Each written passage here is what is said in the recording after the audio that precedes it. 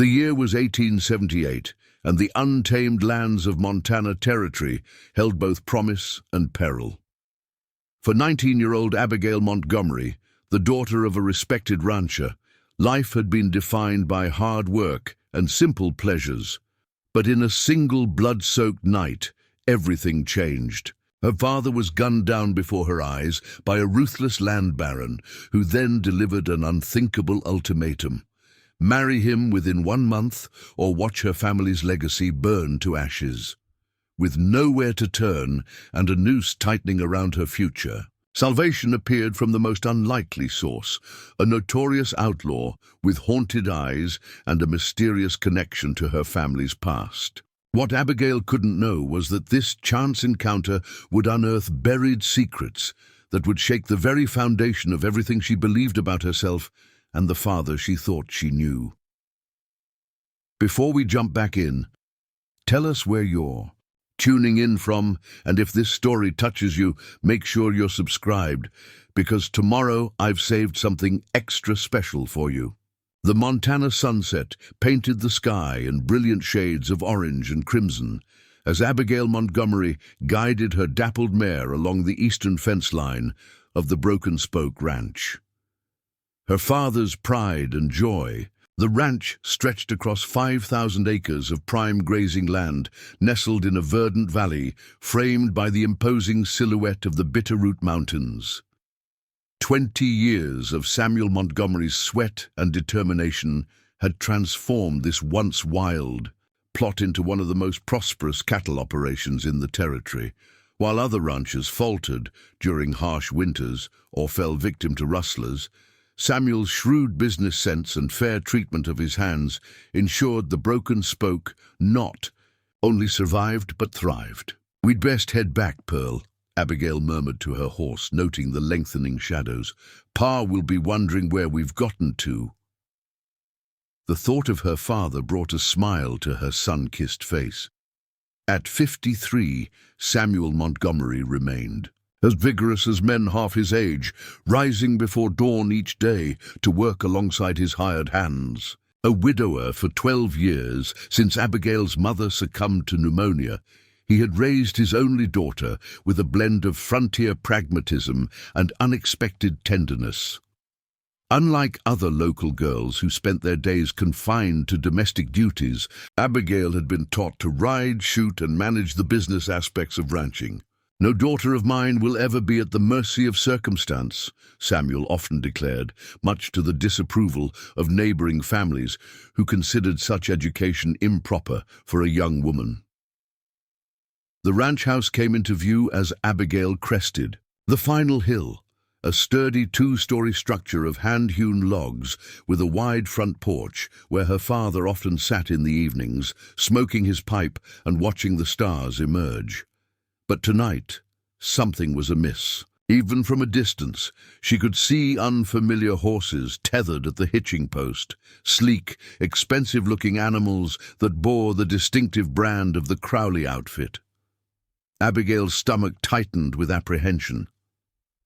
Victor Crowley had arrived in the territory 3 years prior, purchasing the struggling Rafter J Ranch and quickly expanding his holdings through means many whispered were less than honorable. At 45, he cut an imposing figure with his tailored suits and cold, uncalculating eyes. Unmarried and childless, his appetite for acquisition extended beyond mere land. His predatory gaze had followed Abigail at the last town social with such intensity that she had feigned illness to leave early. Samuel Montgomery had rebuffed Crowley's repeated offers to buy the Broken Spoke, each refusal straining relations between the two most powerful ranchers in the valley. Last month, tensions had escalated when access to a crucial water source used by both ranches became contested, with Crowley claiming exclusive rights despite generations of shared usage. Urging Pearl into a canter, Abigail approached the house with growing unease. The usual evening bustle of ranch hands was conspicuously absent, the bunkhouse silent. Only Isaac Tanner, her father's foreman and oldest friend, stood rigidly on the porch steps, his weathered face etched with concern. At 58, Isaac had been with the Montgomery family since before Abigail's birth, more uncle than employee. "Miss Abby," he called, his voice taut with restraint. "Best you stay outside a spell." Before she could respond, the front door flew open with a bang that caused both Pearl and Isaac to flinch. Victor Crowley emerged, flanked by two of his men, hard-faced gun hands whose reputations for violence preceded them. Behind them, Samuel Montgomery appeared in the doorway, his normally ruddy complexion pale with barely contained fury. "This conversation isn't finished, Montgomery," Crowley said, his cultured voice at odds with the menace in his tone. "You've had your final warning. The water rights are mine, legally obtained, and I expect your men to cease all access immediately, unless, of course, you reconsider my opinion. Generous offer." The last words were punctuated by a glance toward Abigail that made her skin crawl. Samuel stepped forward, placing himself between Crowley and his daughter. "Get off my land, Victor," Samuel said, his voice deceptively quiet. "There's not enough money in the territory to buy the broken spoke, and there sure as hell isn't any legal document giving you exclusive rights to water that's flowed freely for all since before either of us was born." Crowley's thin lips curved into a smile that never reached his eyes. "Always the principled man, aren't you, Samuel? So concerned with what's right, what's fair." He adjusted his expensive leather gloves with deliberate precision. "I wonder if your daughter knows just how selective your principles truly are." Something dangerous flashed in Samuel's eyes. "Isaac," he said without turning, "take Abigail to the kitchen." "I'm not going anywhere, Pa," Abigail countered, dismounting with fluid grace and moving to stand beside her father. She fixed Crowley with a level gaze. "Mr. Crowley, it's getting late, and we have an early start tomorrow. Whatever business you have with my father can surely wait for a more appropriate hour." Crowley regarded her with undisguised appreciation. "Such composure, Miss Montgomery. Your father has raised you to be quite formidable." He tipped his hat with exaggerated courtesy. "Very well, I'll take my leave. But Samuel, remember what I said. Some decisions can't be undone, and some consequences can't be avoided, not even by the great Samuel Montgomery." With that cryptic warning hanging in the air, Crowley and his men mounted their horses and rode away, dust billowing in their wake. Abigail turned to her father, whose face had hardened into an unreadable mask. "Pa, what was that about? What did he mean about your principles?" Samuel's expression softened as he looked at his daughter. "Nothing for you to worry about, Abby girl. Just a man who doesn't know how to lose gracefully." He squeezed her shoulder. "Come on inside. Martha's kept supper warm, and I expect you're hungry after riding fence all afternoon." Later that night, with the household settled into quiet, Abigail sat at her bedroom window, unable to sleep. The encounter with Crowley had stirred an unfamiliar uneasiness that she couldn't quite name.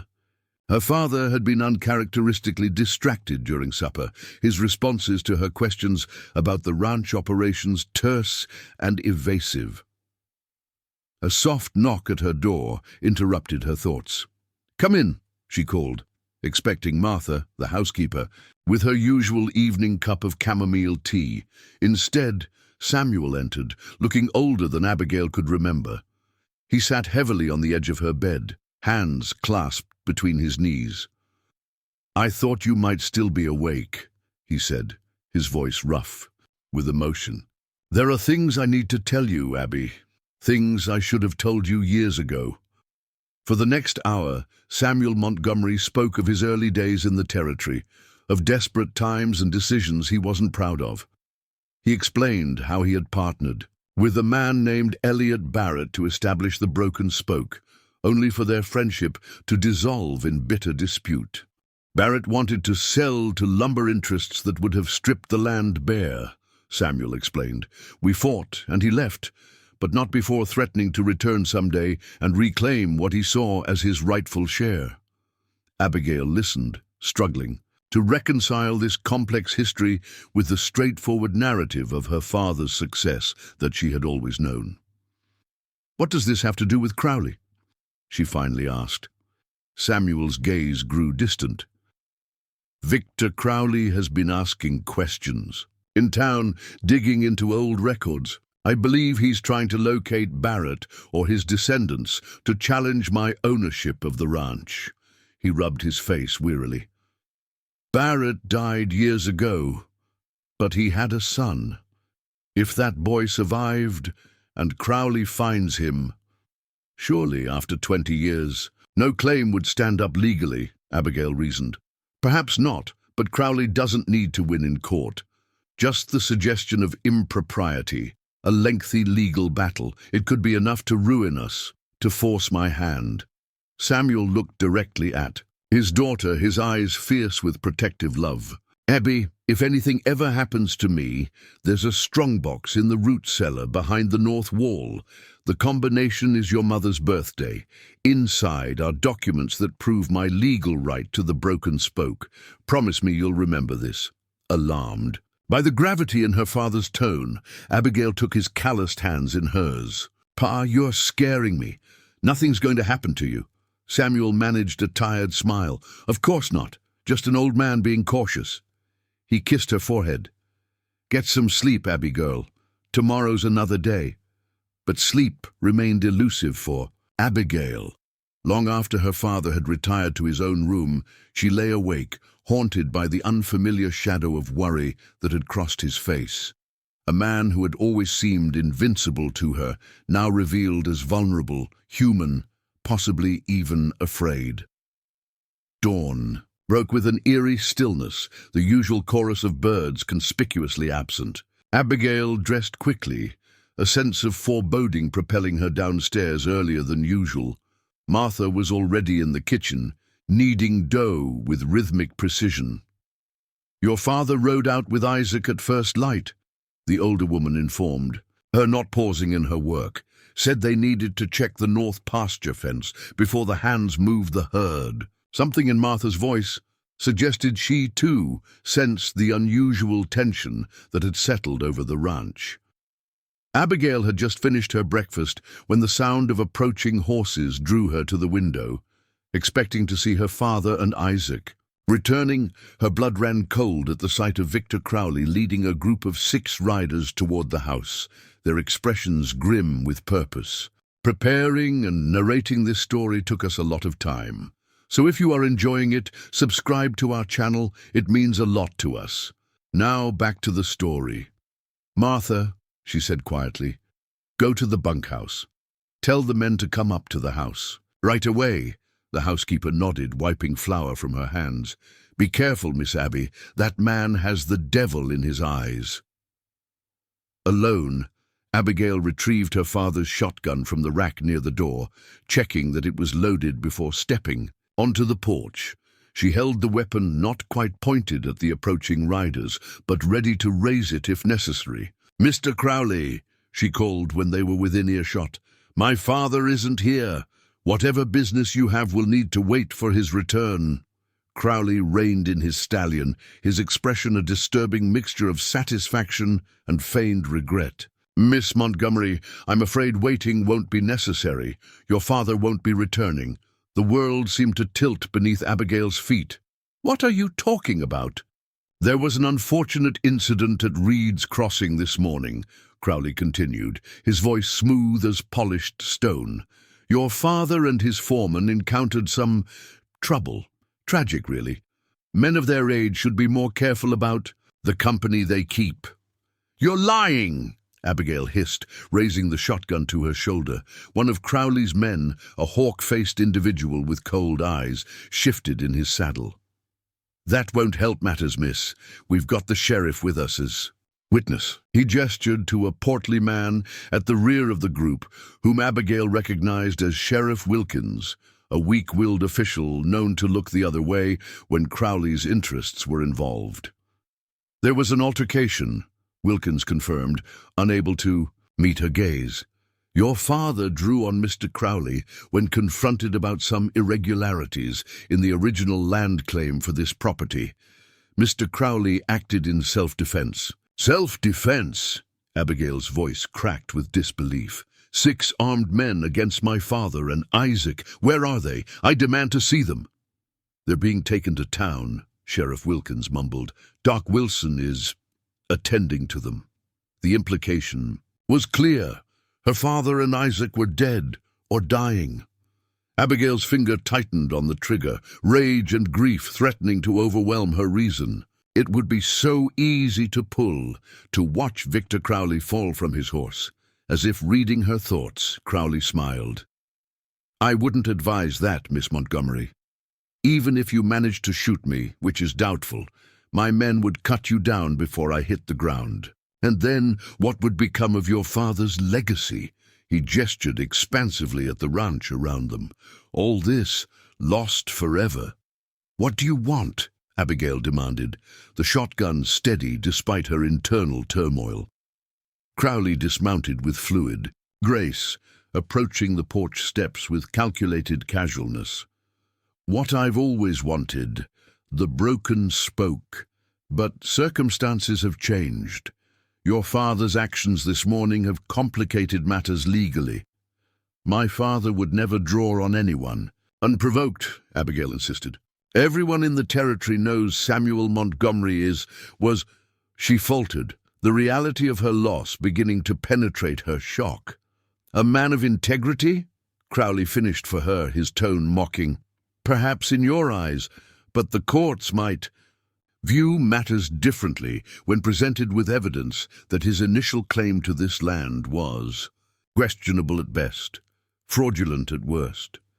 Abigail thought of the strong box her father had mentioned, the documents that could disprove Crowley's claims. But revealing their existence now would only put them at risk. I'm prepared to offer you a solution, Crowley continued, mounting the steps until only a few feet separated them. One that would preserve your position and secure the future of the broken spoke. And what solution is that? Abigail asked, though she already feared the answer. Marriage, Crowley stated simply. As my wife, you would retain your connection to this land, and I would gain legal ownership without the messiness of prolonged court battles that would ultimately bankrupt what's left of your father's estate. Revulsion coursed through Abigail with such force that it took all her self-control not to pull the trigger. I would rather die, she spat.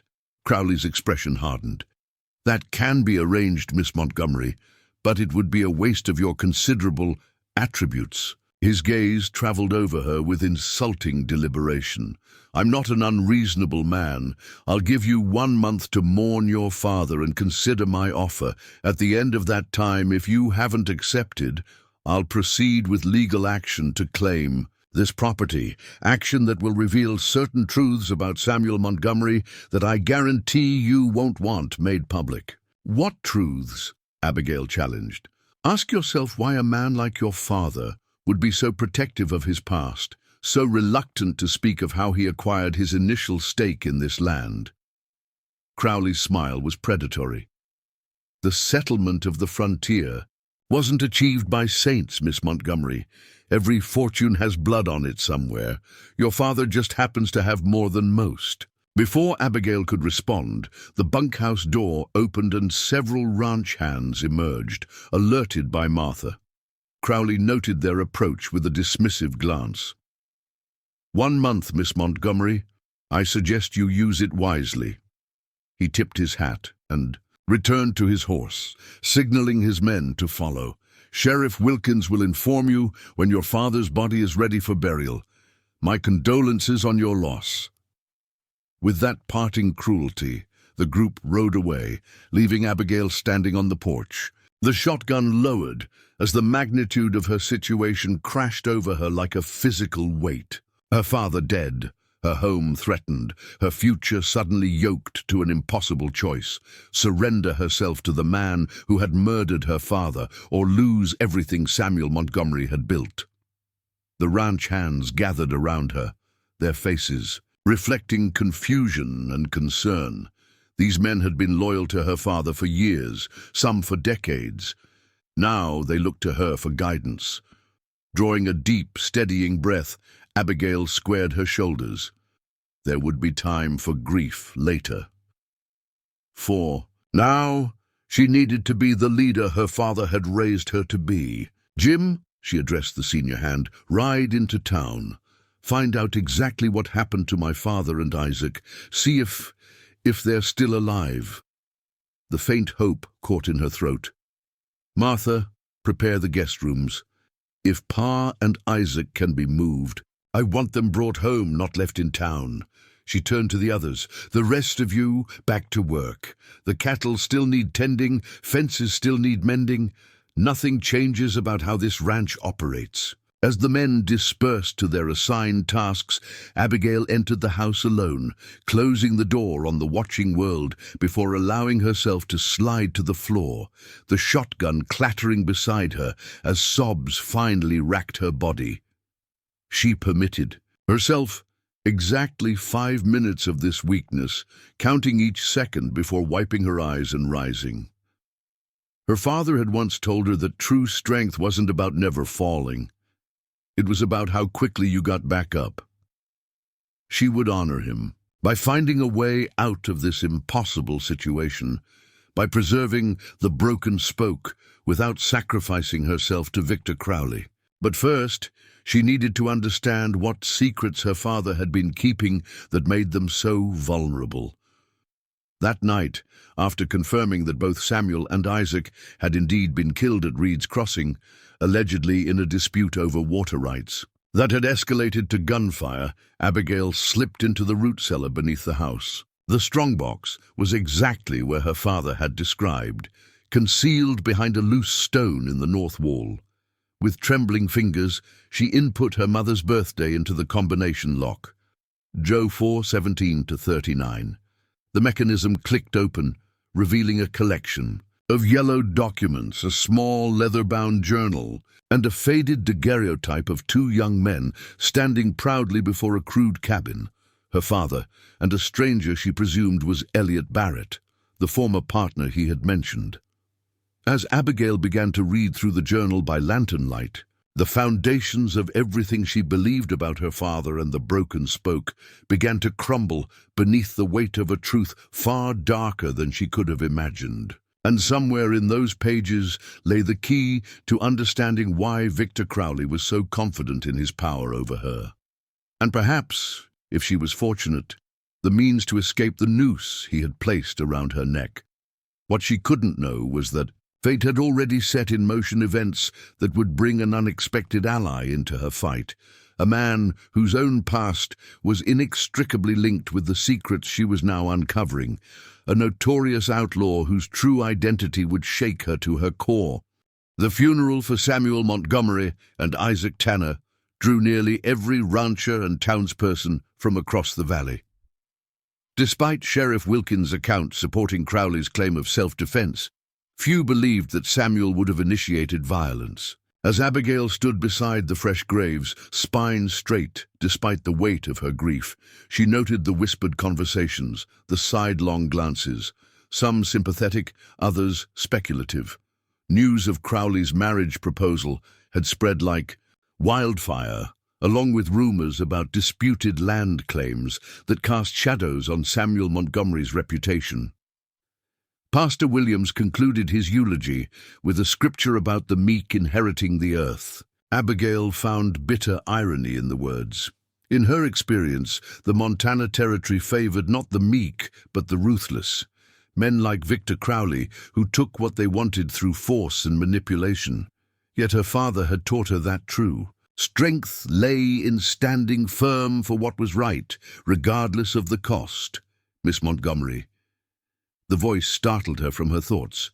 She turned to find Judge Thomas Blackwood, the circuit court judge and one of her father's few close friends. At 65, the judge's once imposing frame had begun to stoop, but his keen blue eyes retained their sharp intelligence. "Might I have a word in private?" Abigail nodded, following him away from the dispersing mourners. Once out of earshot, Blackwood spoke in low, urgent tones. "I've been examining the legal situation regarding your father's property. Crowley's claims about irregularities in the original deed are not entirely without merit." Abigail's heart sank. "So you believe his accusations against my father?" "What I believe and what can be proven in court are different matters," Blackwood replied carefully. "Your father was a good man, but the early days of settlement in this territory were complicated. Documentation was often incomplete, boundaries disputed. What about my father's strongbox? The documents inside?" Blackwood shook his head. "I've reviewed them. They establish your father's claim against Elliot Barrett's heirs, but there are gaps, questions that would give an ambitious prosecutor ample room to cast doubt." "So Crowley wins," Abigail said bitterly. "Not necessarily." The judge's voice dropped further. "There is another option, though it's not without risk. If you could locate Barrett's son, I thought he died years ago." "That was the assumption, but there have been rumors. Last anyone heard, the boy had fallen in with a gang along the Wyoming border. If he's alive and willing to formally renounce any claim to the broken spoke, it would undercut Crowley's legal strategy." Abigail considered this unexpected ray of hope. "How would I even begin to find him? And why would he help me after what happened between him and my father?" Judge Blackwood's weathered face softened with something like pity. "That, my dear, is where matters become complicated. From what I gather in your father's journal, there might be reasons. The Barrett boy would be inclined to assist you." He sighed heavily. "I wish I could offer more concrete help, but my position requires neutrality. What I can tell you is that a man called Wyatt Ryder might have information about Barrett's whereabouts." Wyatt Ryder? The name was unfamiliar. To Abigail, a bounty hunter who occasionally works for the Territorial Marshal's office. Not the sort of man a young lady like yourself should ordinarily associate with, but these are extraordinary circumstances. Blackwood squeezed her hand. "He passed through Riverside 2 days ago, staying at the Silver Dollar Saloon. If you decide to seek him out, be discreet. Crowley has eyes everywhere." With that ominous warning, the judge tipped his hat and departed, leaving Abigail with more questions than answers. She returned to the ranch in a daze, her mind racing with possibilities and dangers. The journal entries she had read revealed a complex history between her father and Elliot Barrett, a partnership fractured not merely by business disagreements, as Samuel had claimed, but by a woman, Abigail's mother, and accusations of betrayal that had escalated to violence. What remained unclear was the fate of Barrett's son, Luke, who would have been just a boy when the partnership dissolved. According to the final entries, Samuel had attempted to provide for the child financially after Barrett's death from pneumonia, but the boy had run away, bitter and blaming Samuel for his father's downfall. That night, after the ranch hands had retired and the house settled into silence, Abigail made her decision. Changing from her mourning clothes into practical riding attire, split skirts that had scandalized the local women but allowed her to ride astride, she packed saddlebags with essential supplies, her father's revolver, and the documents from the strongbox. If there was any chance that locating Luke Barrett could save the broken spoke from Crowley's clutches, she had to try. The alternative, marriage to her father's killer, was unthinkable. She left a note for Martha explaining her absence as a brief visit to her mother's sister in Helena, then slipped out to the stables where she saddled Pearl for the 15-mile ride to Riverside. Dawn was breaking as Abigail reached the outskirts of the small but growing settlement. Established initially as a trading post, Riverside had expanded with the arrival of the railroad 2 years prior, attracting businesses and fortune seekers. The Silver Dollar Saloon stood at the far end of the main street, its weathered facade belying its reputation as the preferred establishment for men whose business thrived in the shadows between lawfulness and criminality. Abigail hesitated, aware of the impropriety of a young woman entering such a place, especially alone. but propriety seemed a hollow concern compared to the threat of losing her home and freedom.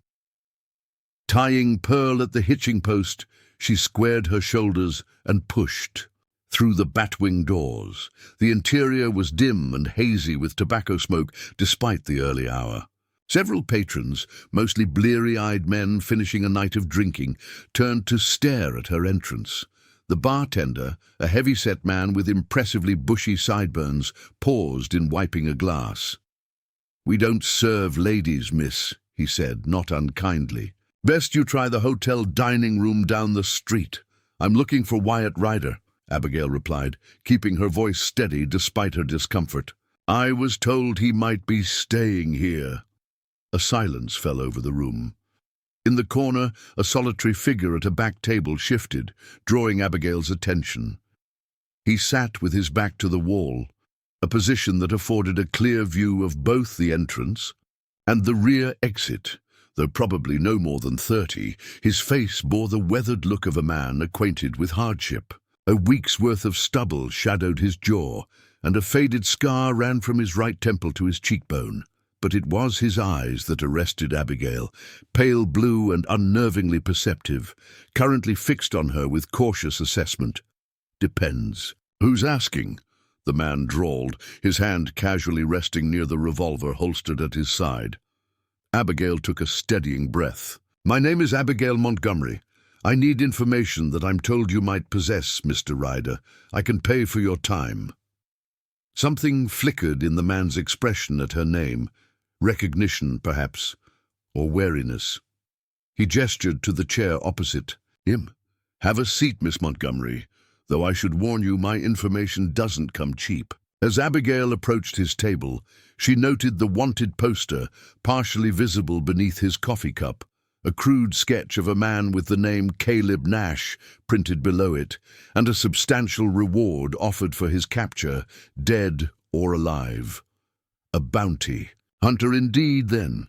She sat down, acutely aware of the curious stares from the other patrons. "I'm looking for someone, Luke Barrett. I was told you might know of his whereabouts." Ryder leaned back, studying her with increased interest. "Barrett, huh? Now that's a name I haven't heard in some time." He took a measured sip of his coffee. Why would Samuel Montgomery's daughter be looking for Elliot Barrett's boy? The question confirmed Abigail's suspicion that Ryder knew more about her family history than a stranger should. "My father is dead, Mr. Ryder, murdered by Victor Crowley, who now threatens to take our ranch through legal maneuvering unless I agree to marry him." "And where does Barrett fit into this tragic tale?" "Crowley's legal claim hinges on proving irregularities in how my father acquired full ownership of the ranch after his partnership with Elliot Barrett dissolved. If Luke Barrett were to formally renounce any claim to the property, it would invalidate Crowley's position." Ryder's expression remained impassive, but Abigail sensed a calculation happening behind those pale eyes. "Let's say I did know where to find Luke Barrett. What makes you think he'd help the daughter of the man he believes destroyed his family?" The question hit uncomfortably close to the doubts that had plagued Abigail since reading her father's journal. "I don't know that he would," she admitted, "but I have to try. The alternative is—" She couldn't bring herself to complete the thought. "Marrying your father's killer," Ryder finished for her, his tone hardening. "Not much of a choice, is it?" "No," Abigail agreed softly. "It isn't." Ryder seemed to reach a decision. "I can take you to Barrett, but the journey's dangerous. 3 days hard riding through territory where the law holds little sway. If we're caught by Crowley's men, it won't end well for either of us." "We?" Abigail hadn't expected the offer of accompaniment. A sardonic smile crossed Ryder's face. "Did you think I'd just draw you a map, Miss Montgomery? Finding Barrett means traveling to Dead Man's Gulch, a haven for outlaws and men with prices on their heads, not somewhere a young woman should venture alone, even one as—" His gaze swept over her practical attire and the revolver visible beneath her riding jacket. "Capable as you appear to be." Abigail sensed there was more to his willingness to help than mere chivalry. "What's your interest in this, Mr. Ryder? I can pay you, but I suspect my funds are modest compared to the bounties you typically pursue." Ryder's smile faded. "Let's just say I have my own accounts to settle with Victor Crowley." He extended his hand across the table. "Do we have an agreement?" Abigail hesitated only briefly before shaking his hand, his calloused palm rough against her own work-hardened skin. "When do we leave?" "Dawn tomorrow. Meet me at the livery stable at the edge of town. Bring only what you can carry on horseback and tell no one of your plans." His gaze intensified. "And Miss Montgomery, trust no one between here and Deadman's Gulch, not even me." With that cryptic warning, he rose from the table, tossed a coin to the bartender, and exited through the rear door, leaving Abigail to wonder if she had just made a deal with a man who might prove as dangerous as the situation she sought to escape. She secured a room at the modest boarding house run by a widow named Mrs. Fletcher, whose disapproving frown at a young woman traveling alone softened somewhat at Abigail's explanation of visiting a sick relative. The day passed with excruciating slowness as Abigail fought the urge to look over her shoulder, convinced that Crowley's men would appear at any moment to drag her back to the broken spoke. That night, sleep proved elusive. Abigail found herself returning repeatedly to the journal entries describing the dissolution of her father's partnership with Elliot Barrett. The picture that emerged was more complex than simple business disagreement. It spoke of a triangle, of affection involving her mother, Eleanor, who had initially been courted by Barrett before choosing Samuel. The partnership had survived this personal setback until Eleanor's death, after which long simmering resentments erupted into open conflict. Most troubling were the final pages, where Samuel described a violent confrontation with Barrett over the future of the ranch, a confrontation that ended with Barrett fleeing with a bullet wound in his shoulder, leaving his 10-year-old son behind. Samuel's anguish over the boy's subsequent disappearance was evident in his increasingly disjointed handwriting, as was his determination to make amends in some way. If Luke Barrett had survived, he would now be a man of 27 or 28, a man raised in hatred for the Montgomery name. What made Judge Blackwood believe he would help her? And what connection did Wyatt Ryder have to this tangled history? Morning arrived with leaden skies threatening rain, fitting weather for the journey ahead. Abigail settled her account with Mrs. Fletcher and made her way to the livery stable, where she found Ryder already waiting, mounted on a sturdy black gelding. A second horse, a chestnut mare, stood saddled nearby. "Your mount looks tired," Ryder observed, nodding toward Pearl. "She'll slow us down. I've arranged an alternative." He gestured to the chestnut. "Sadie here can maintain a hard pace for days. You can settle up with the livery owner when we return." The presumption that she would simply accept his judgment rankled, but Abigail had to acknowledge the sense in his assessment. Pearl was a dependable ranch horse, but not bred for the sustained speed and endurance this journey would require. "Very well," she conceded, transferring her saddlebags to the chestnut mare after a fond farewell to Pearl. "Which way are we headed?" "Northwest, into the Bitterroot Mountains. There's a pass that leads to a valley few know about, where a collection of cabins serves as winter quarters for various men who find conventional society restrictive." Ryder's dry description did little to disguise the fact that he was taking her to what amounted to an outlaw hideout. They rode in silence for the first hour, leaving Riverside behind and following game trails that kept them off the main roads, where they might be observed. Abigail found herself studying her companion's profile, trying to reconcile the contradictions he presented. His clothing was of good quality but well worn, suggesting a man who cared little for appearances. The revolver at his hip was expensively crafted, however, as was the Winchester rifle secured to his saddle, tools of his trade, maintained with evident care. "You have questions," Ryder observed without turning his head. "Best ask them now.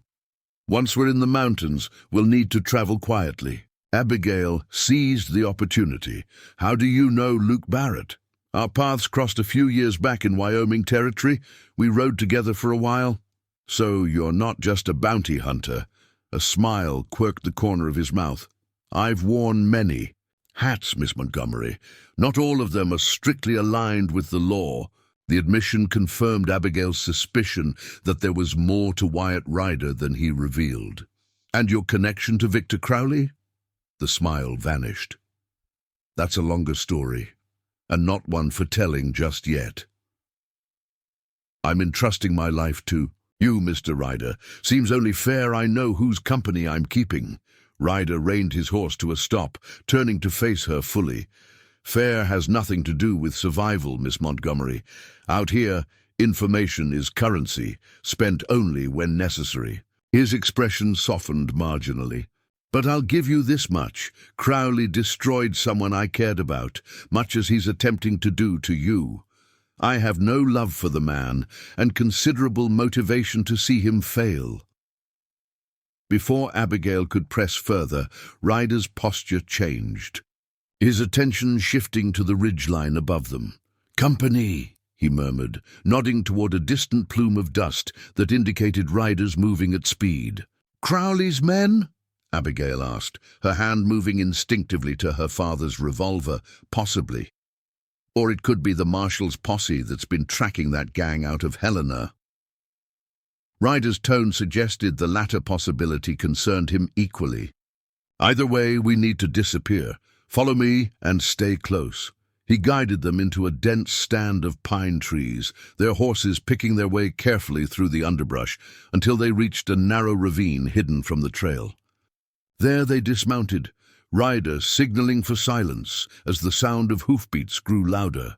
Through the screen of branches, Abigail could make out 5 riders passing on the trail they had just left, men wearing the distinctive crossed C brand of the Crowley Ranch. Her suspicion was confirmed when she recognized the hawk-faced gunhand who had accompanied Crowley to the Broken Spoke the day of her father's murder. "Seth Donovan," Ryder whispered, naming the man. "Crowley's right hand, former Confederate cavalry. Turned gun for hire after the war. He has a reputation for tracking prey that would make a Comanche scout envious." The riders paused, Donovan raising his hand to halt the others as he studied the ground. Even from this distance, Abigail could see the moment he discovered their tracks, his head lifting to scan the surrounding terrain with predatory focus. He picked up our trail," Ryder murmured, his hand moving to his revolver. "If they find us, I'll create a diversion. You ride hard for the mountains, following the creek bed north until it forks. Take the western branch, and it will lead you to a cabin. Ask for a man called Tucker. Tell him Caleb sent you." "Caleb?"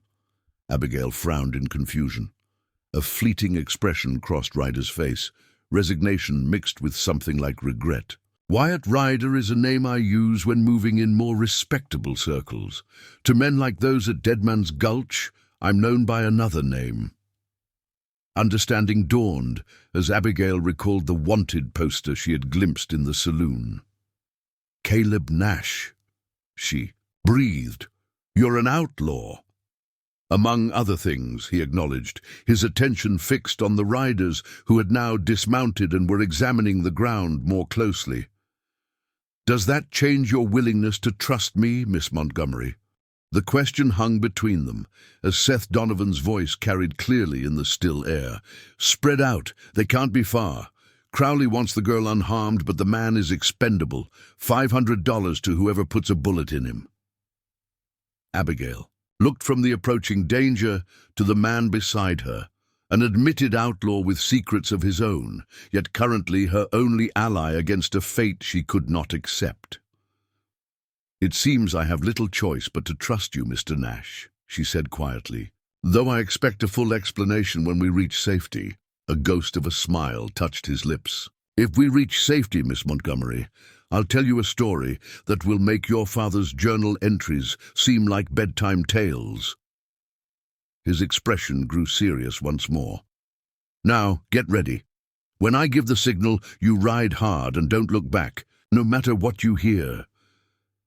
As Donovan and his men drew closer to their hiding place, Abigail felt a fear twist in her stomach, not just for herself, but for the enigmatic outlaw who seemed willing to risk his life for her, a man connected to her, past in ways she was only beginning to understand. Whatever came next would forever alter the course of her life, much as her father's fateful decisions had shaped the legacy she now fought to preserve. "Now!" Caleb's command cut through the tension as he swung onto his black gelding simultaneously, drawing his Winchester from its scabbard. Abigail didn't hesitate, spurring the chestnut mare into motion, branches whipping past her face as they burst from their hiding place.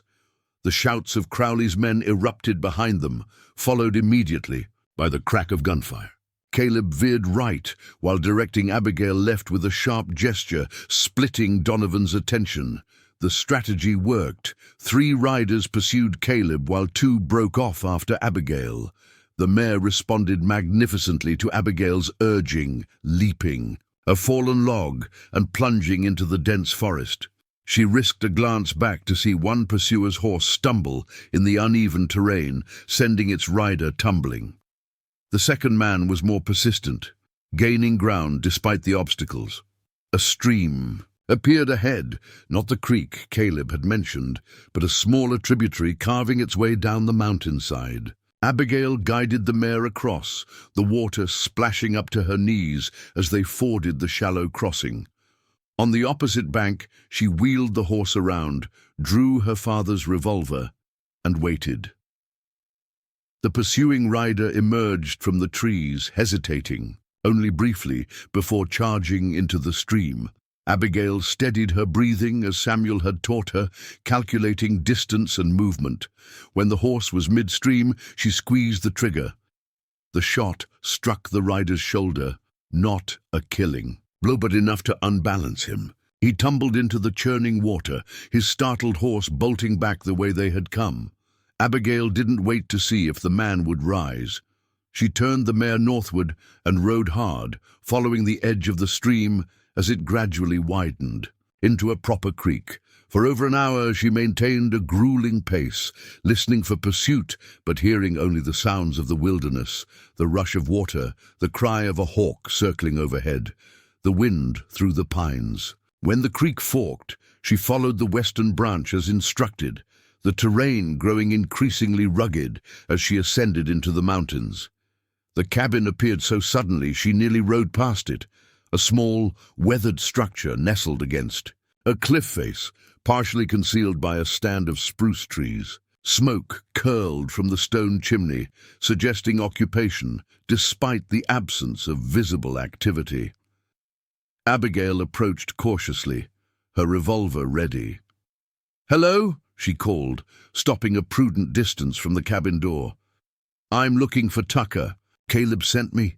Silence answered her, stretching uncomfortably until the cabin door creaked open, revealing a thin, elderly man with a shock of white hair and a shotgun braced against his hip. His rheumy eyes narrowed as he assessed her. "Caleb, is it?" His voice rasped like dry leaves. "Not Wyatt?" "Caleb Nash," Abigail confirmed, recognizing the test. "He told me to find you while he diverted Crowley's men." The old man's posture relaxed, marginally. "Crowley's bunch, eh?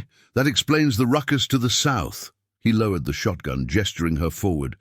"Best come inside before more trouble finds you, Miss Montgomery. Abigail Montgomery." Something flickered in the old man's gaze, surprise perhaps, or recognition. "Montgomery?" he repeated. "Samuel Montgomery's girl?" "You knew my father." A dry chuckle escaped Tucker's throat. "Knew him?" "Girlie, there's not many of the old-timers in these parts who didn't know Samuel Montgomery one way or another." He stepped aside, allowing her entry to the cabin. "Come on in. Caleb knows the way if he shook those riders. We'll wait." The cabin's interior was surprisingly comfortable, a far cry from the crude outlaw hideout Abigail had imagined. Bookshelves lined one wall, stuffed with well-worn volumes. A desk in the corner held maps and papers arranged with methodical precision. The kitchen area was spotless, with copper pots hanging above a cast-iron stove. "You seem surprised," Tucker observed, setting a kettle to boil. "Expected a dirt floor and whiskey bottles, did you?" Abigail flushed at his accuracy. "I'm not sure what I expected. Caleb, Mr. Nash, didn't explain much about where we were headed." "That sounds like him. Never was one for unnecessary words." Tucker gestured for her to sit at the small table. "So, Samuel Montgomery's daughter is on the run from Victor Crowley with a wanted outlaw as her guide. There's a story there, I'd wager." Over steaming cups of surprisingly good coffee, Abigail explained her situation: her father's murder, Crowley's ultimatum, and Judge Blackwood's suggestion that Luke Barrett might be her salvation. Tucker listened without interruption, his weathered face revealing nothing. "And you believe finding Barrett will solve your problems?" he asked when she finished. "It's the only hope I have," Abigail admitted. "Unless you have another suggestion. For defeating a man who controls the local law and has enough money to buy whatever justice he desires." Tucker's expression softened. "I don't doubt your courage, Miss Montgomery, but you're playing a dangerous game. The past has sharp teeth. Disturbing it comes with risks." "What do you know about my father and Elliot Barrett?" Abigail pressed, sensing Tucker knew more than he was revealing. Before the old man could answer, the sound of approaching hoofbeats drew their attention. Tucker moved to the window, peering out cautiously before relaxing. "It's Caleb, alone." Relief washed over Abigail, surprising in its intensity. She had known this enigmatic outlaw for less than a day, yet the thought of him falling to Crowley's men had disturbed her more than she cared to admit. Caleb entered the cabin with the fluid grace of a mountain cat, his clothes dusty from hard riding but otherwise unmarred. No visible wounds suggested he had emerged from the confrontation unscathed. His pale eyes sought Abigail immediately, a brief flicker of what might have been relief crossing his features before his expression settled back into its customary reserve. "Donovan?" Tucker asked, pouring a third cup of coffee. "Alive, unfortunately," Caleb replied, accepting the cup. "But he'll be nursing a bullet graze to his thigh and wounded pride. I led them on a merry chase before doubling back." He turned to Abigail. "You handled yourself well. Most city-bred women would have fallen apart at the first gunshot." "I'm not city-bred," Abigail reminded him, "and this isn't my first encounter with men who shoot at what they want." A ghost of a smile touched his lips. "So I gathered.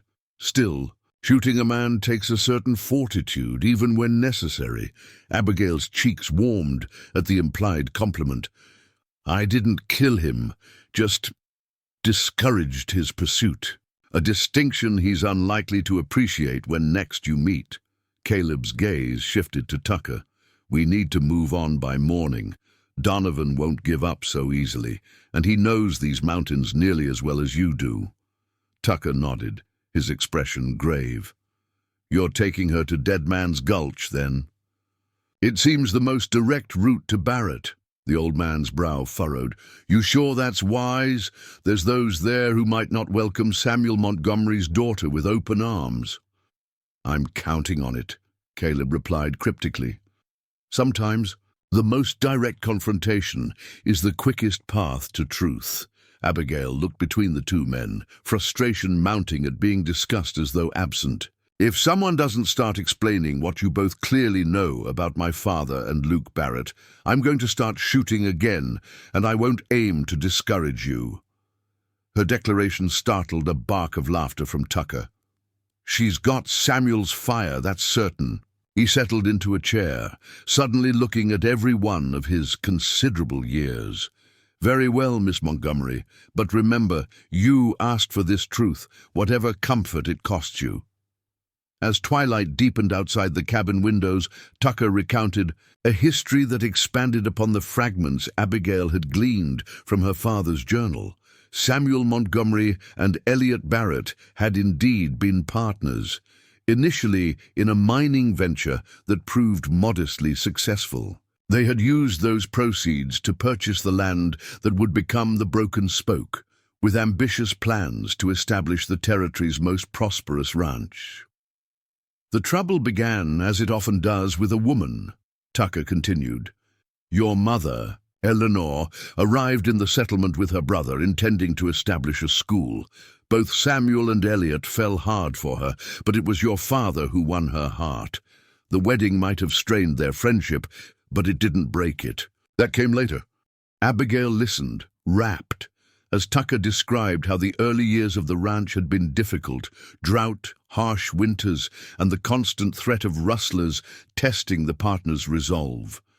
Then came the discovery of copper deposits on a corner of their property, a potential windfall that became the catalyst for disaster. Elliot wanted to sell the mineral rights, use the money to expand their cattle operation, Tucker explained. Samuel disagreed. He'd seen what mining did to the land, to the water. With Eleanor expecting their first child, you, Miss Montgomery, he argued for preserving the ranch for future generations rather than exploiting it for immediate gain. The disagreement had festered for months, complicated by Eleanor's difficult pregnancy and Elliot's growing resentment of Samuel's authority in ranch decisions. When Eleanor died shortly after Abigail's birth, the partnership fractured beyond repair.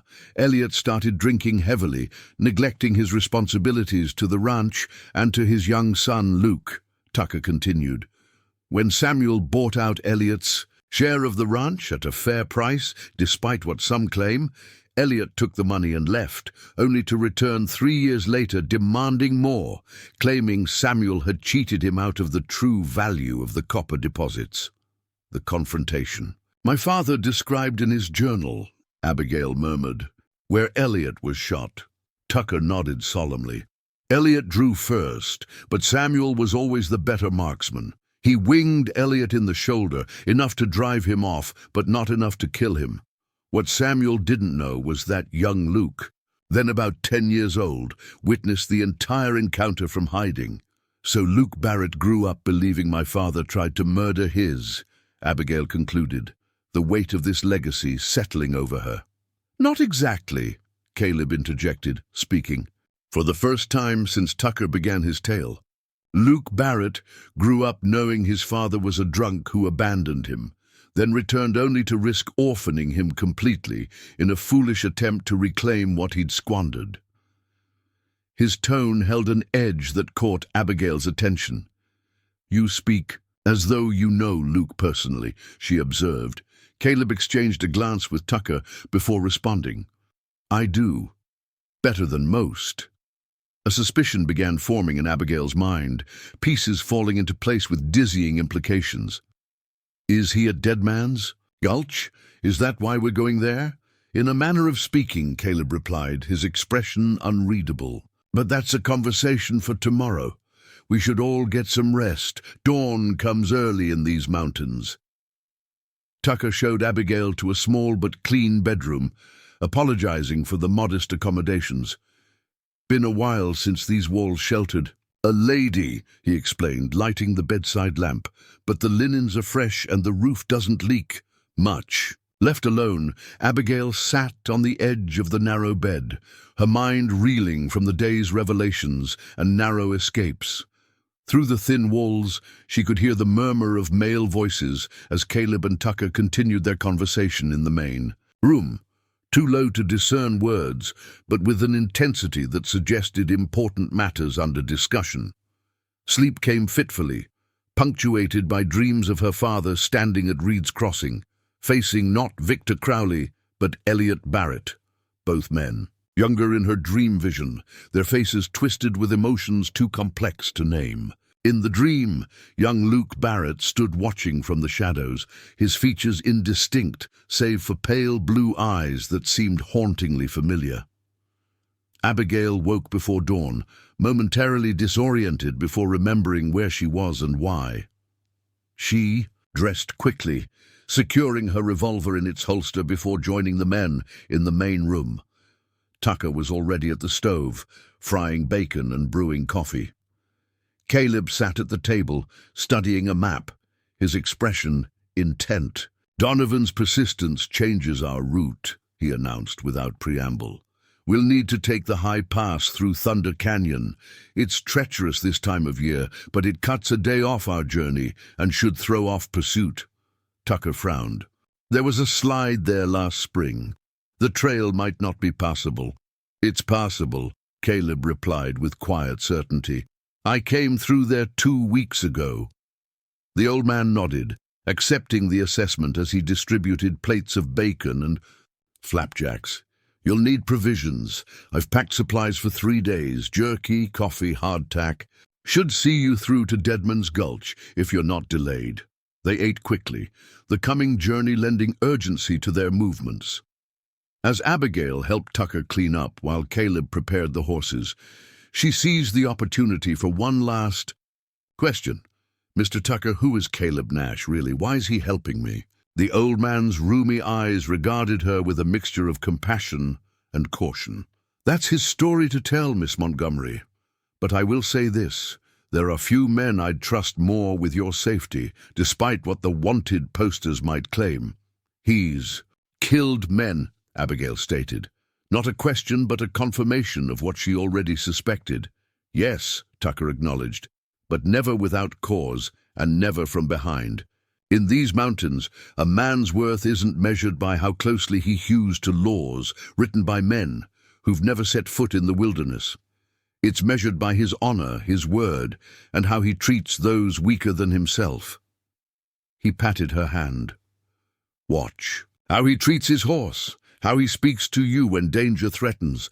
That will tell you more about Caleb Nash than any tale I could spin."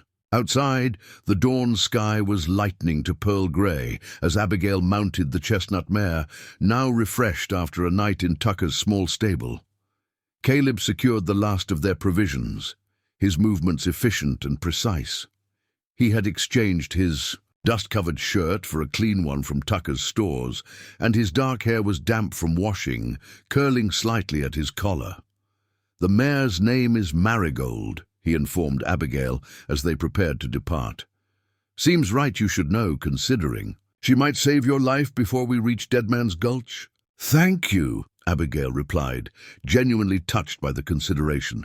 She turned to Tucker, who stood in the cabin doorway. "And thank you for your hospitality, Mr. Tucker." The old man raised a hand in farewell. "Remember what I said, Miss Montgomery, about the past having sharp teeth. Sometimes what we think we're seeking isn't what we need to find."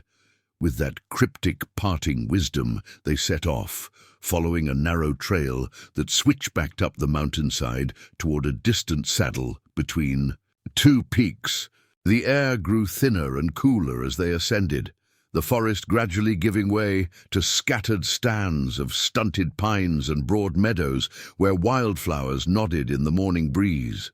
They rode in companionable silence for several hours. Caleb, occasionally pointing out landmarks or signs of wildlife, a bear's claw marks on a tree trunk, the distinctive track of a mountain lion imprinted in a patch of mud. Abigail found herself appreciating his woodcraft and the easy way he sat his horse, as though man and beast were extensions of each other. "You're staring, Miss Montgomery," Caleb observed without turning his head. "Is there something on your mind?" Caught, Abigail felt heat rise to her cheeks, but refused to be cowed. "Several things, Mr. Nash.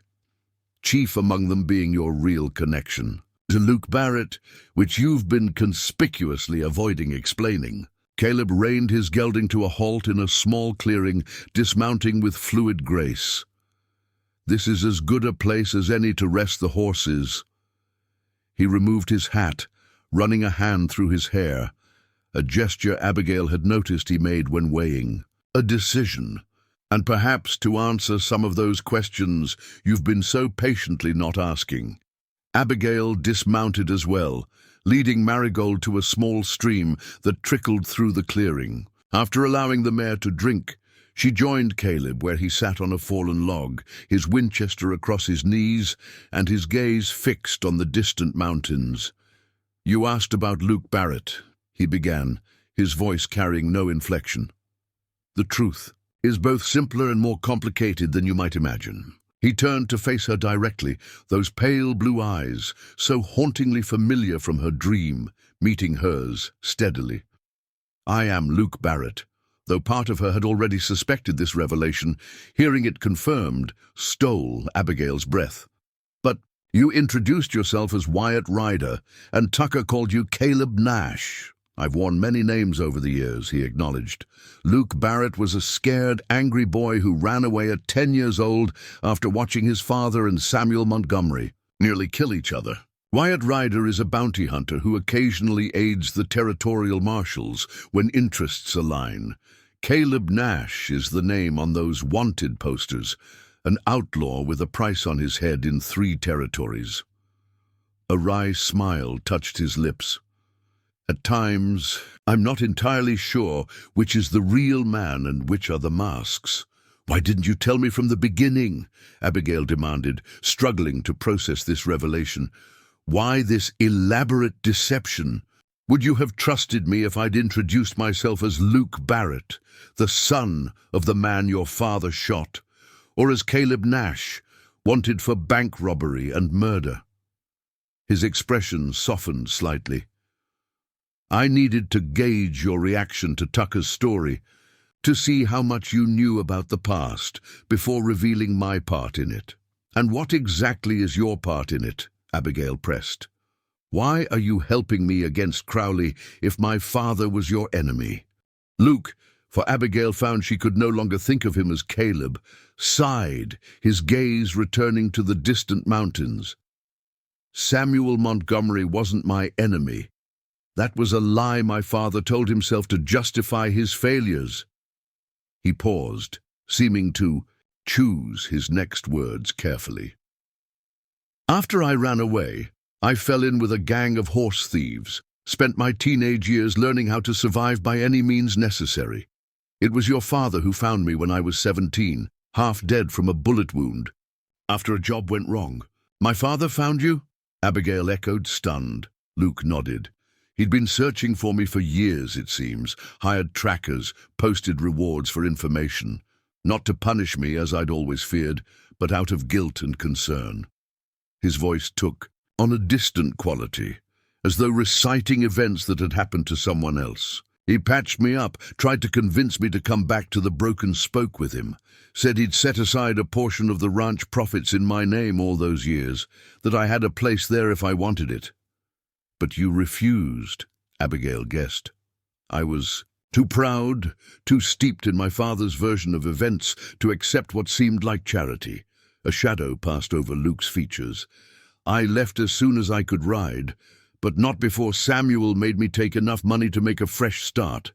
I used it to buy my first legitimate business, a livery stable in Colorado. For a while, I thought I might leave my outlaw past behind." "What changed?" "Victor Crowley." Luke's expression hardened at the name. "He arrived in the same town a year later, with schemes to control the local mining operations. When the livery stood in the way of his expansion plans, he had it burned to the ground. My partner, a good man with a wife and children, died in the fire." Abigail's heart constricted at the pain evident in Luke's voice. "I'm sorry." Crowley's money ensured no charges were ever filed. The local law declared it an accident, case closed. Luke's hand tightened on the Winchester.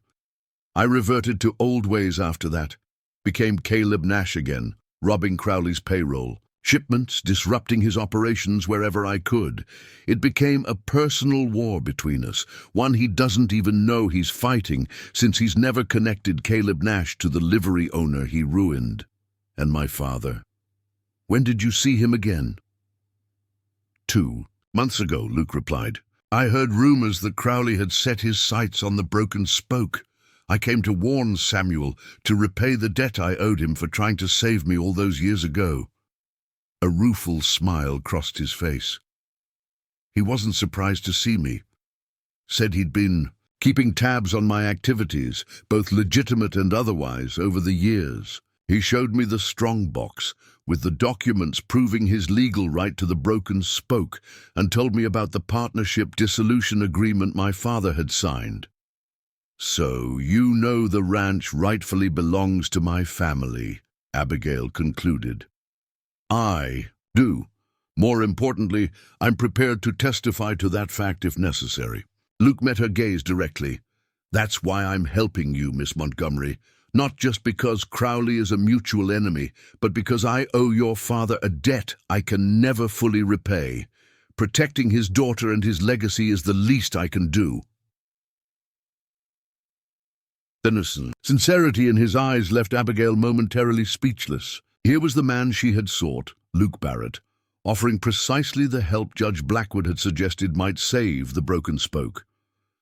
Yet the reality was far more complex than she had anticipated, layered with shared history and unexpected connections that stretched back to before her birth. Before she could formulate a response, Luke suddenly stiffened, his attention shifting to the ridge above them. Following his gaze, Abigail caught the flash of sunlight on metal, a rifle barrel perhaps, or a spyglass. "We're being watched," Luke murmured, rising slowly to his feet. "Mount up, casually, as though we're simply continuing our journey." "Crowley's men?"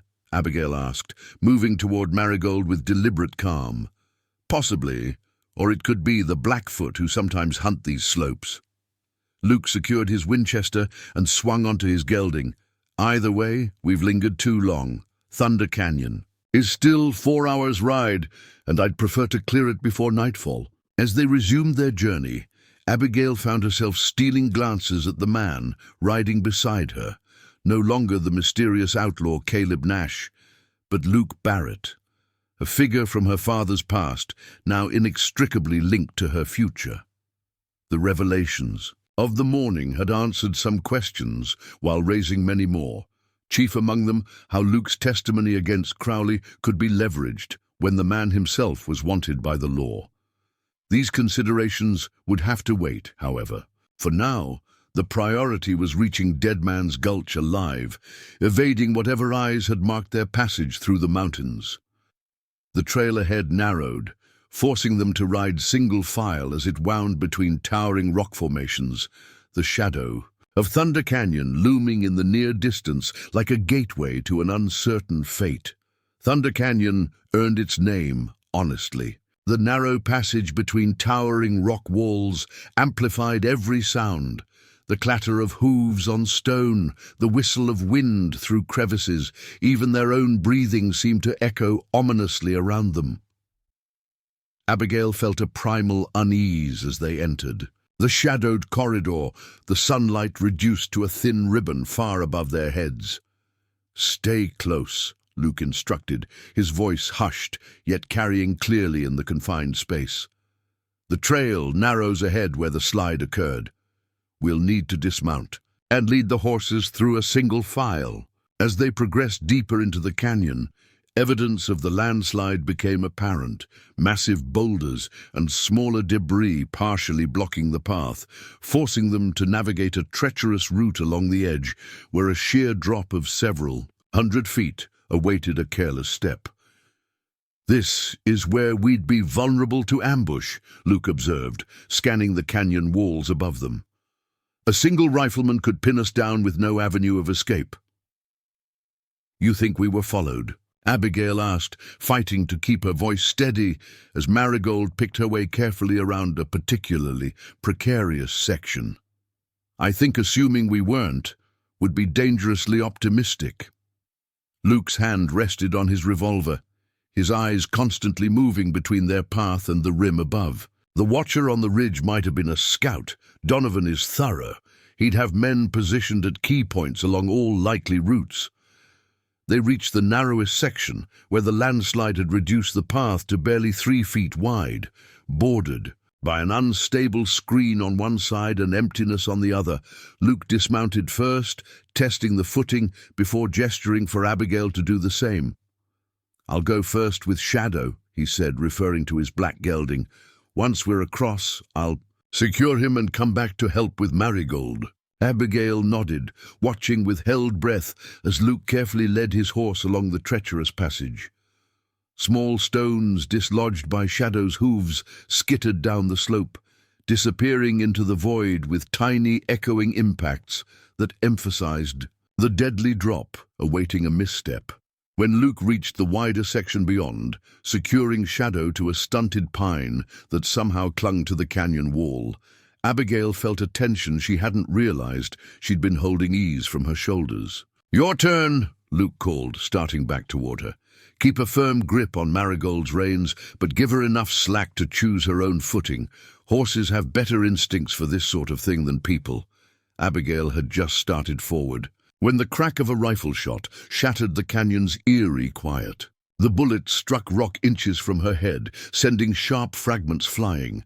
Marigold reared in panic, nearly pulling Abigail off the narrow ledge. "Get down!"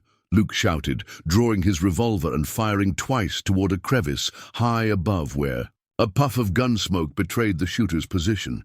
"Stay against the wall." Pressed against cold stone, Abigail struggled to calm the frightened mare, while Luke provided covering fire, forcing the hidden sniper to duck back.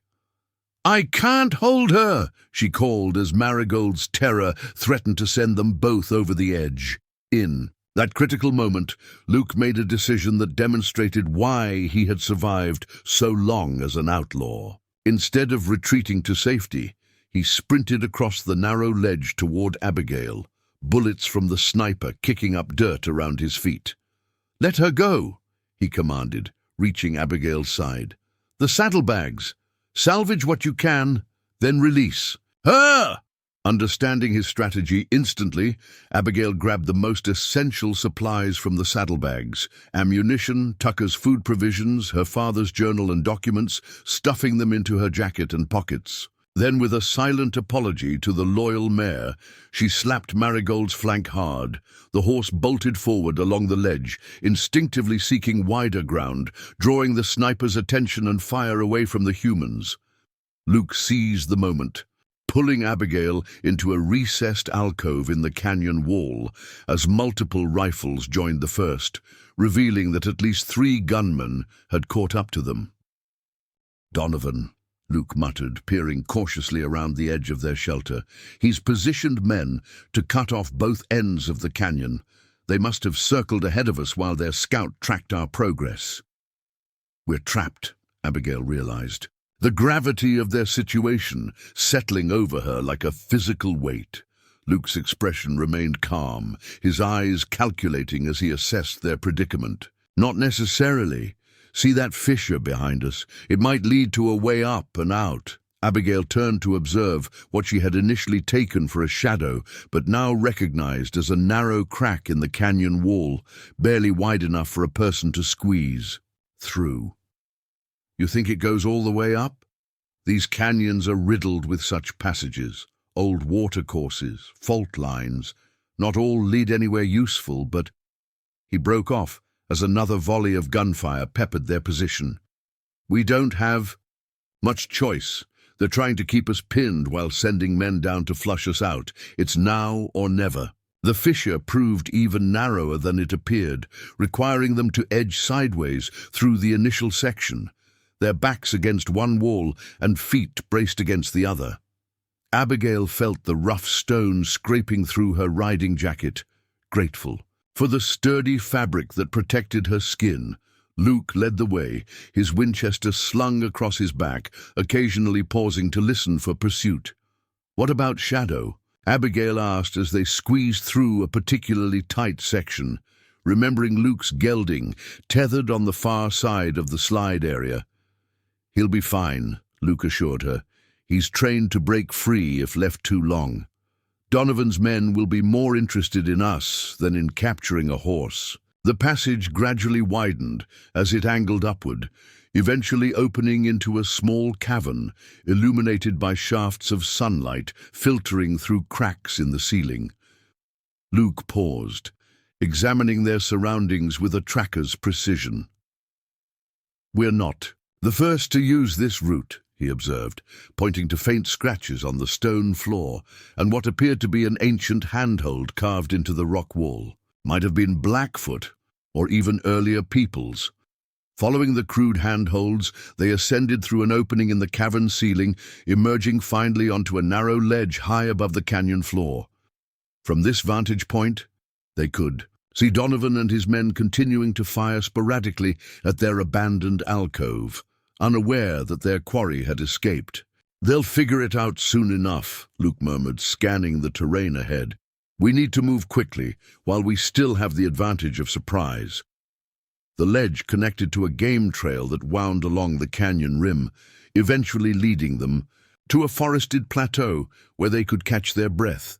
The loss of the horses meant a much longer journey to Deadman's Gulch, now at least 2 days on foot through rugged country, with Donovan and his men surely in pursuit once they discovered the ruse. "We'll travel through the night," Luke decided, as they sorted through their salvaged supplies. "The moon is nearly full, and I know these mountains well enough to navigate in the dark. If we push hard, we might reach Jackson's Creek by dawn. There's a trapper there who owes me a favor, might be able to acquire fresh mounts." Abigail nodded, exhaustion and hunger vying with the urgency of their situation. She accepted a strip of jerky and a small measure of water from their limited supplies, consuming both with methodical determination. Only then did she notice the dark stain spreading on Luke's left sleeve. "You're wounded," she said, reaching toward him instinctively. Luke glanced at his arm with detached interest, as though the injury belonged to someone else. "Bullet grazed me during the ambush. It's nothing." "It's not nothing," Abigail countered, gently but firmly taking his arm to examine the wound.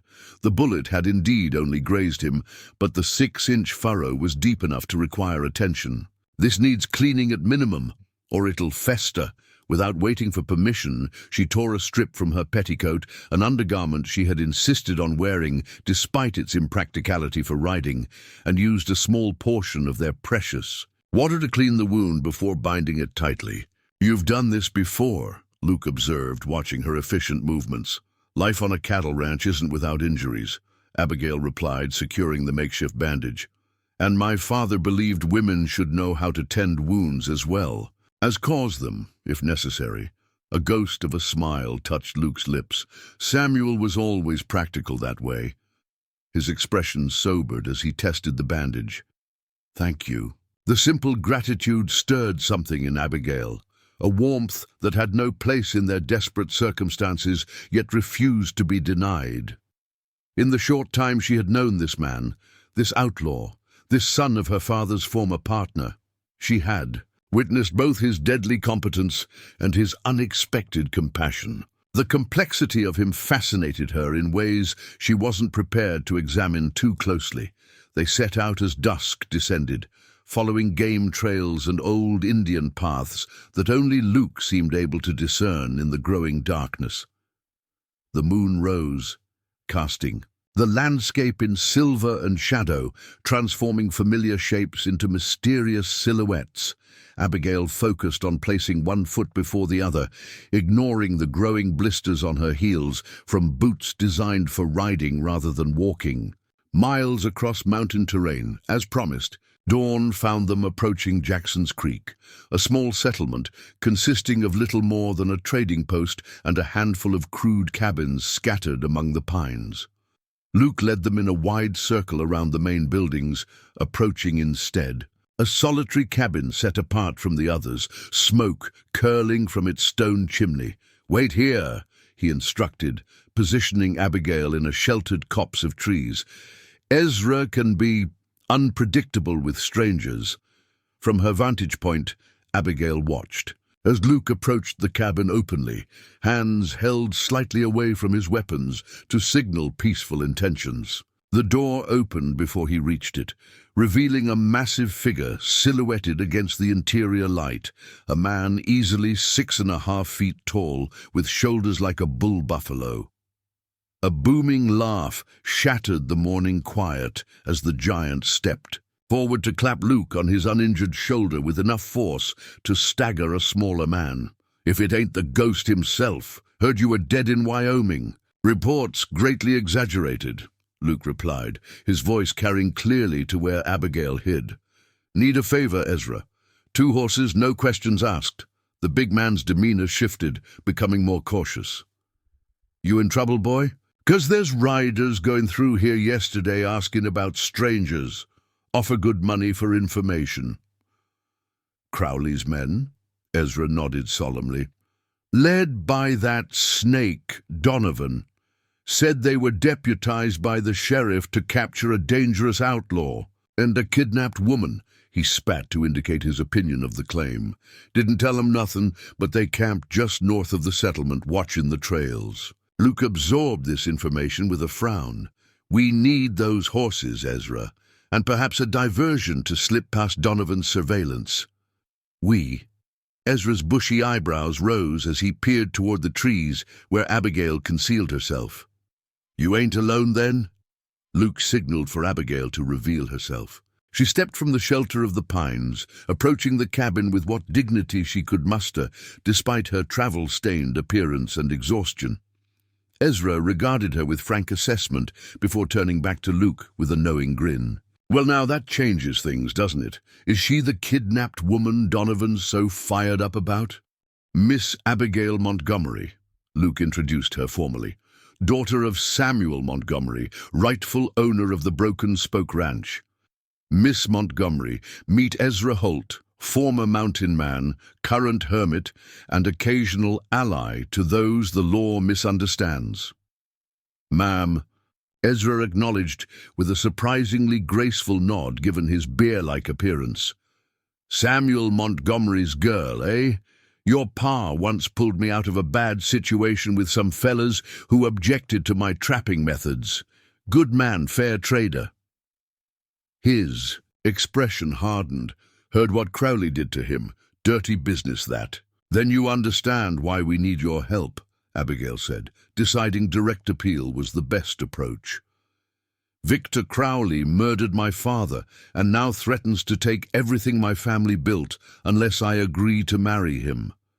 We're trying to reach Deadman's Gulch to secure evidence that will undermine his legal claim to our land. Ezra considered her words, tugging thoughtfully at his wild beard. Deadman's Gulch ain't no place for a lady, he observed. But then you ain't exactly just any lady, being Samuel Montgomery's daughter and all. He nodded decisively. I'll help. Got 2 horses you can have, not pretty, but strong and sure-footed. As for diversion, a sly grin spread across his weathered face. I might have just the thing. Crowley's men ain't the only ones watching the trails these days.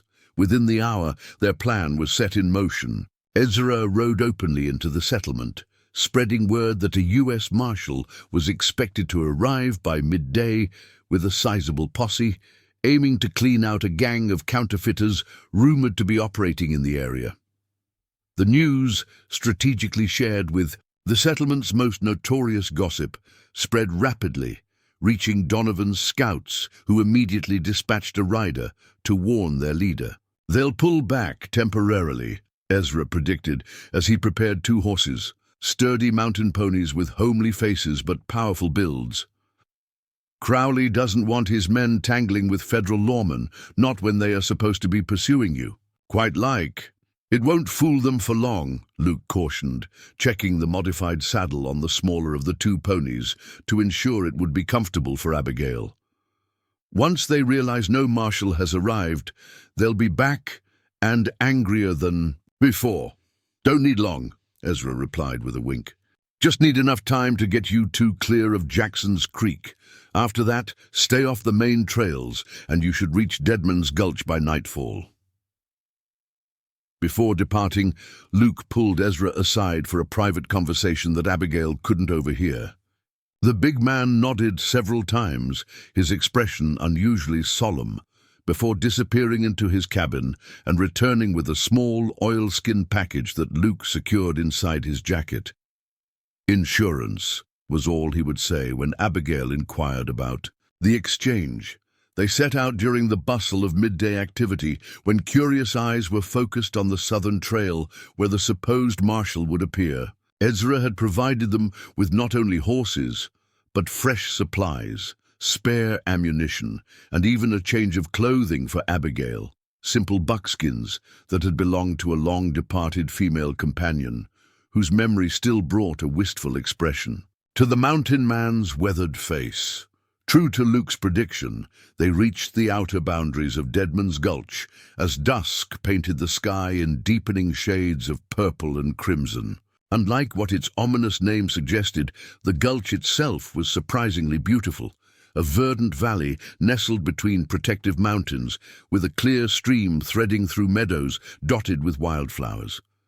The settlement, if it could be called that, consisted of about a dozen cabins scattered along the stream, positioned for privacy rather than community. Smoke rose from several chimneys, and the distant sound of laughter carried on the evening breeze, unexpectedly normal signs of life in a place reputed to harbor the territory's most dangerous fugitives.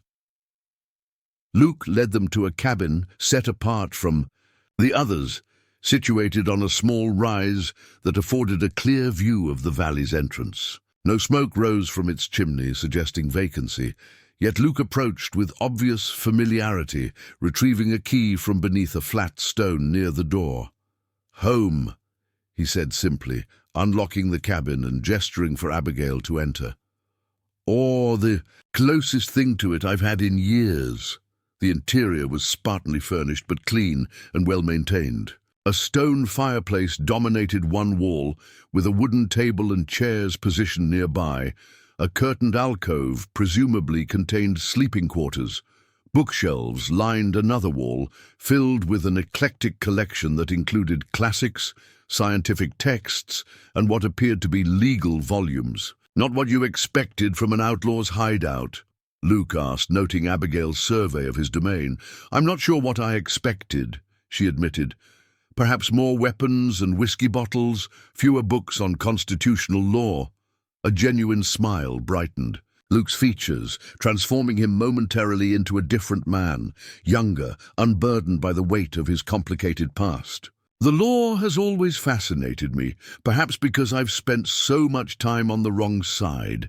He busied himself starting a fire and preparing a simple meal from their provisions, while Abigail changed into the buckskins Ezra had provided.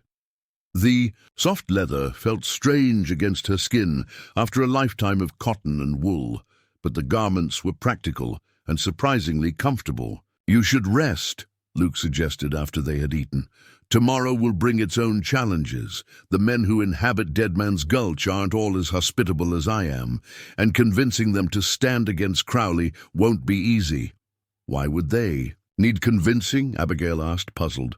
"Surely men who live outside the law would welcome any opportunity to thwart someone like Crowley."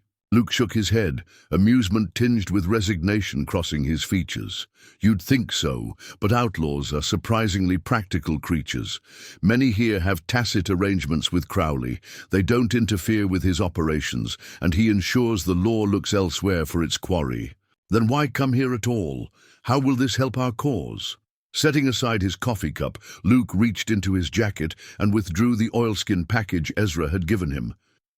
"Because of this," he said, unwrapping the parcel to reveal a stack of documents, bound with faded ribbon. Evidence of Crowley's true nature, records of transactions, payoffs to officials, orders for killings disguised as accidents or self-defense. "Including," he added, meeting Abigail's gaze directly, "the arrangement with Sheriff Wilkins regarding your father's murder." Abigail stared at the documents, hope and horror mingling in her chest. How did Ezra come by these? "Not Ezra," Luke corrected. "These were compiled by a former associate of Crowley's, his bookkeeper, a man named Phillips, who developed what you might call a crisis of conscience after witnessing one brutality too many. He entrusted copies to several people before disappearing, myself included. And you've had this evidence all along." Anger flared in Abigail at the thought that proof of her father's murder had existed while she contemplated surrendering to his killer. Luke's expression remained calm in the face of her ire. I received it 2 days before we met. Phillips's courier found me at the Silver Dollar, delivered the package with instructions to use it when the time was right. He carefully rewrapped the documents. But these papers alone aren't enough. We need witnesses willing to testify, officials beyond Crowley's influence who will act on the evidence. That's why we're here, not just to hide, but to build an alliance strong enough to ensure justice when we emerge. Abigail's anger subsided, replaced by grudging appreciation for the complexity of Luke's strategy. And you believe the men of Deadman's Gulch will join such an alliance? Men who, by your own admission, have arrangements with Crowley. Some will when they understand what's at stake. Luke's confidence seemed genuine rather than bravado. There are lines even outlaws won't cross, and men like Crowley eventually cross all of them. Several here have personal grievances similar to mine, businesses destroyed, loved ones harmed. With the right approach, they might be persuaded that Crowley's downfall serves their interests better than his continued reign. The firelight cast flickering shadows across Luke's face as he spoke, highlighting the scar that traced his temple, and the lines etched by years of living on vigilance and danger. Not for the first time, Abigail found herself wondering about the paths that had shaped him, from abandoned child to outlaw to the complex man who now risked everything to help. The daughter of his father's rival. "You should have been a lawyer instead of an outlaw," she observed, only half jesting. "You have a politician's gift for presenting desperate gambits as reasonable strategies." Luke's laugh held genuine mirth. "Perhaps in another life." His expression sobered as he gazed into the fire. "My father wanted that for me, actually. He'd set aside money for my education before everything fell apart, said I had a mind for arguments and a stubborn insistence on fairness that would serve well in a courtroom." The revelation of this tender connection between Luke and the father, often portrayed as merely a bitter drunk, added another layer to the already complex history between their families. Abigail found herself wondering how different all their lives might have been if the original partnership had endured, if the friendship between Samuel Montgomery and Elliot Barrett had weathered its challenges. "Get some sleep," Luke urged again, gesturing toward the curtained alcove. "You take the bed. I'll keep watch." Too exhausted to protest, Abigail retreated behind the curtain, where she found a narrow but clean bed with surprisingly soft linens. As she settled beneath the blankets, the events of the past days crashed over her like a physical weight. Her father's murder, Crowley's ultimatum, the desperate flight through the mountains, and the revelations about Luke's identity and connection to her family. Through the thin curtain, she could see Luke's silhouette as he sat by the fire, cleaning his weapons with methodical precision. There was something profoundly reassuring in his vigilance, in the competence he had demonstrated repeatedly since their paths crossed. Despite the danger still surrounding them, despite the uncertain alliances they needed to forge, Abigail realized she felt safer in this outlaw hideaway with this complicated man than she had since the moment Crowley appeared at the Broken Spoke with news of her father's death. Sleep claimed her finally, deep and dreamless, while Luke Barrett maintained his solitary vigil, watching over both Abigail Montgomery and the evidence that might finally bring justice for them both, if they could survive long enough to use it. Abigail woke to the aroma of coffee and the sound of male voices engaged in hushed but intense conversation. Daylight filtered through a small window in the cabin's wall, suggesting it was well past dawn. She dressed quickly in the borrowed buckskins, running her fingers through her tangled hair in a futile attempt at tidiness before pushing aside the curtain. Luke sat at the table with two visitors, men whose appearance immediately marked them as fellow residents of Deadman's Gulch. The first was lean and weathered, with a silver-streaked beard and calculating eyes that assessed Abigail with frank curiosity. The second was younger, perhaps in his early 30s, with a livid scar twisting from jaw to collar and an air of coiled tension that suggested violence never lurked far beneath his surface. The conversation halted abruptly as she emerged, the three men rising in a display of frontier courtesy that seemed incongruous given their surroundings. "Miss Montgomery," Luke acknowledged, gesturing toward their visitors. "May I present James Blackwood and Daniel Reeves, friends of a sort." Blackwood. Abigail caught the name immediately.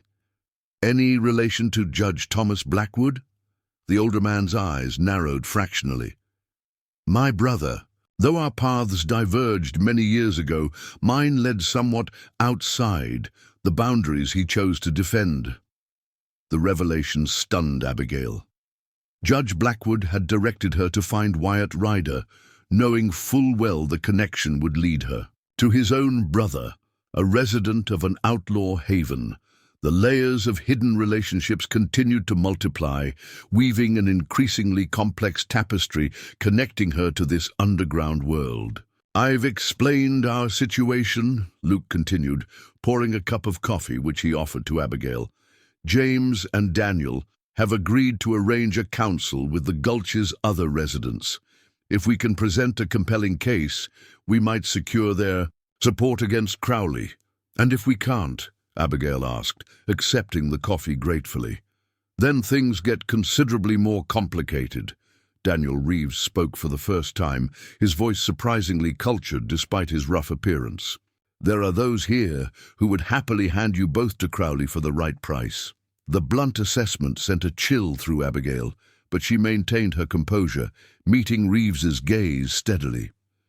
"Then we'll need to ensure our offer is more compelling than Crowley's." A smile ghosted across the scarred man's face. "Samuel Montgomery's daughter indeed." He turned to Luke. "Council gathers at midday in the old meeting hall. Bring your evidence and your arguments. Make them count." With a respectful nod to Abigail, the two men departed, leaving an unsettled silence in their wake. "Well," Abigail said after a moment, "they seem amenable." Luke's expression was guarded as he collected the empty coffee cups. "James is, despite his chosen lifestyle. He maintains regular communication with the judge and subscribes to a personal code that, while flexible regarding certain laws, remains rigid on matters of honor and fair play. And Reeves, more complicated, former cavalry officer drummed out after allegedly ordering the massacre of a peaceful Indian village.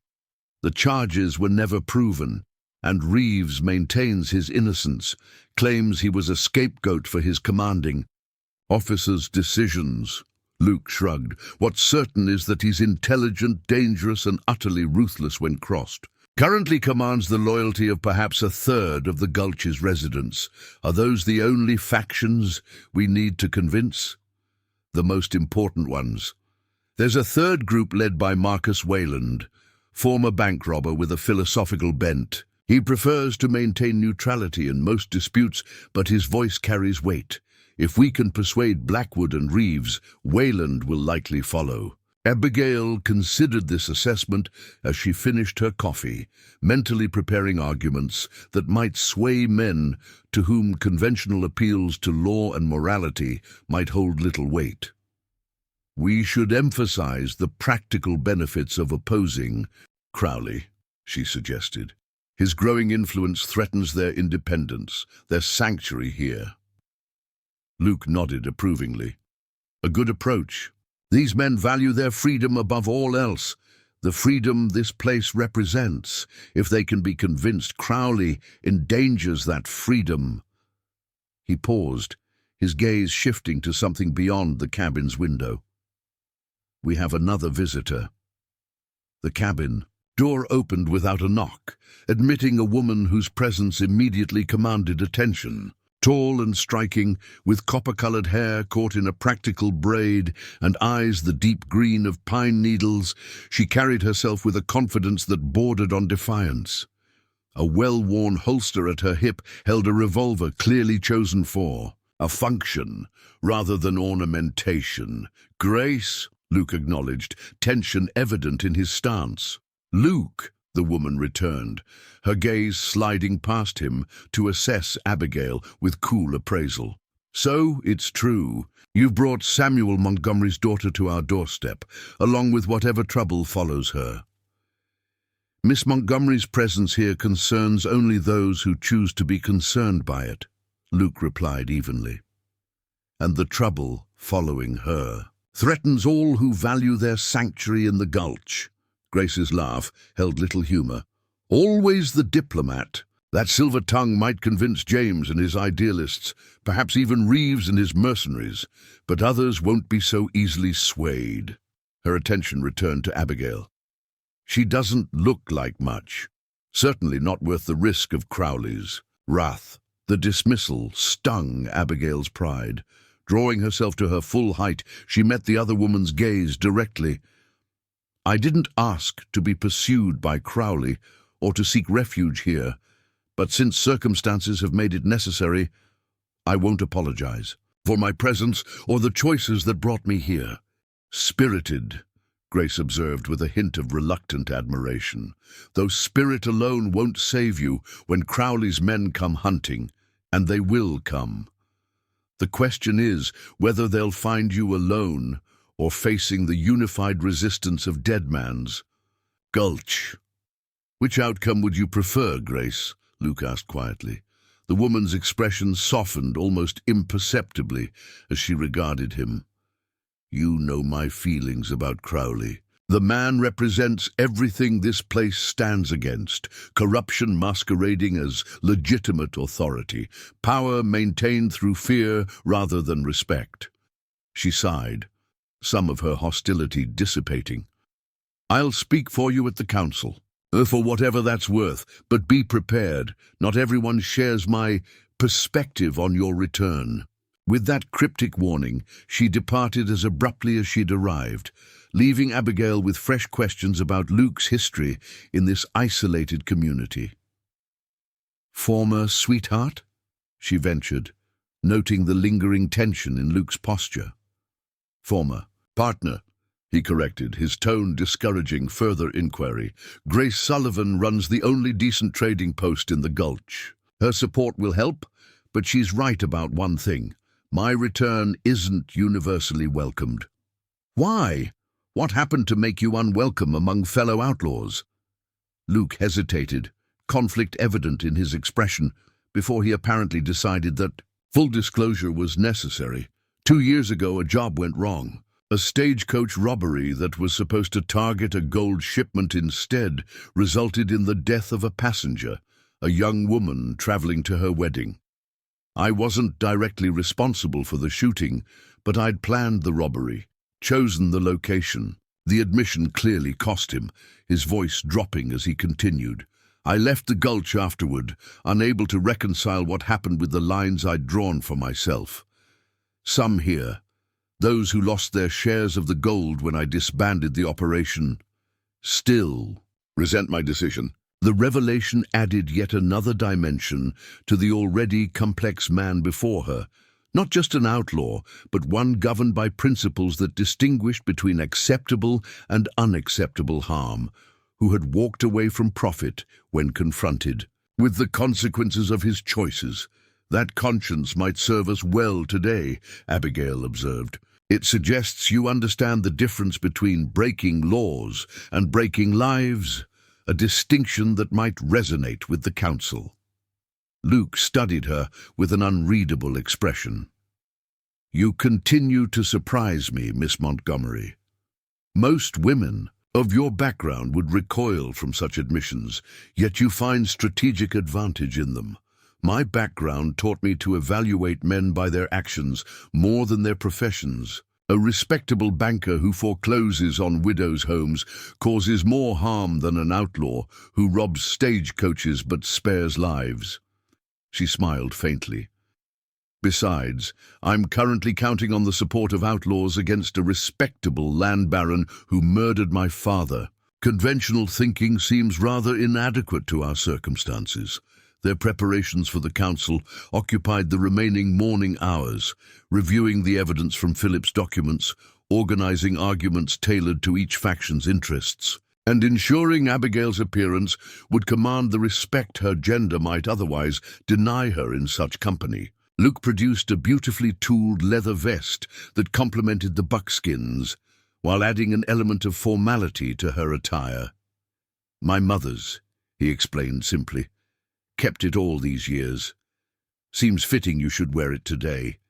The gift held significance beyond its practical use, a tangible connection to the woman whose choice between two men had set in motion the events that ultimately led to this moment.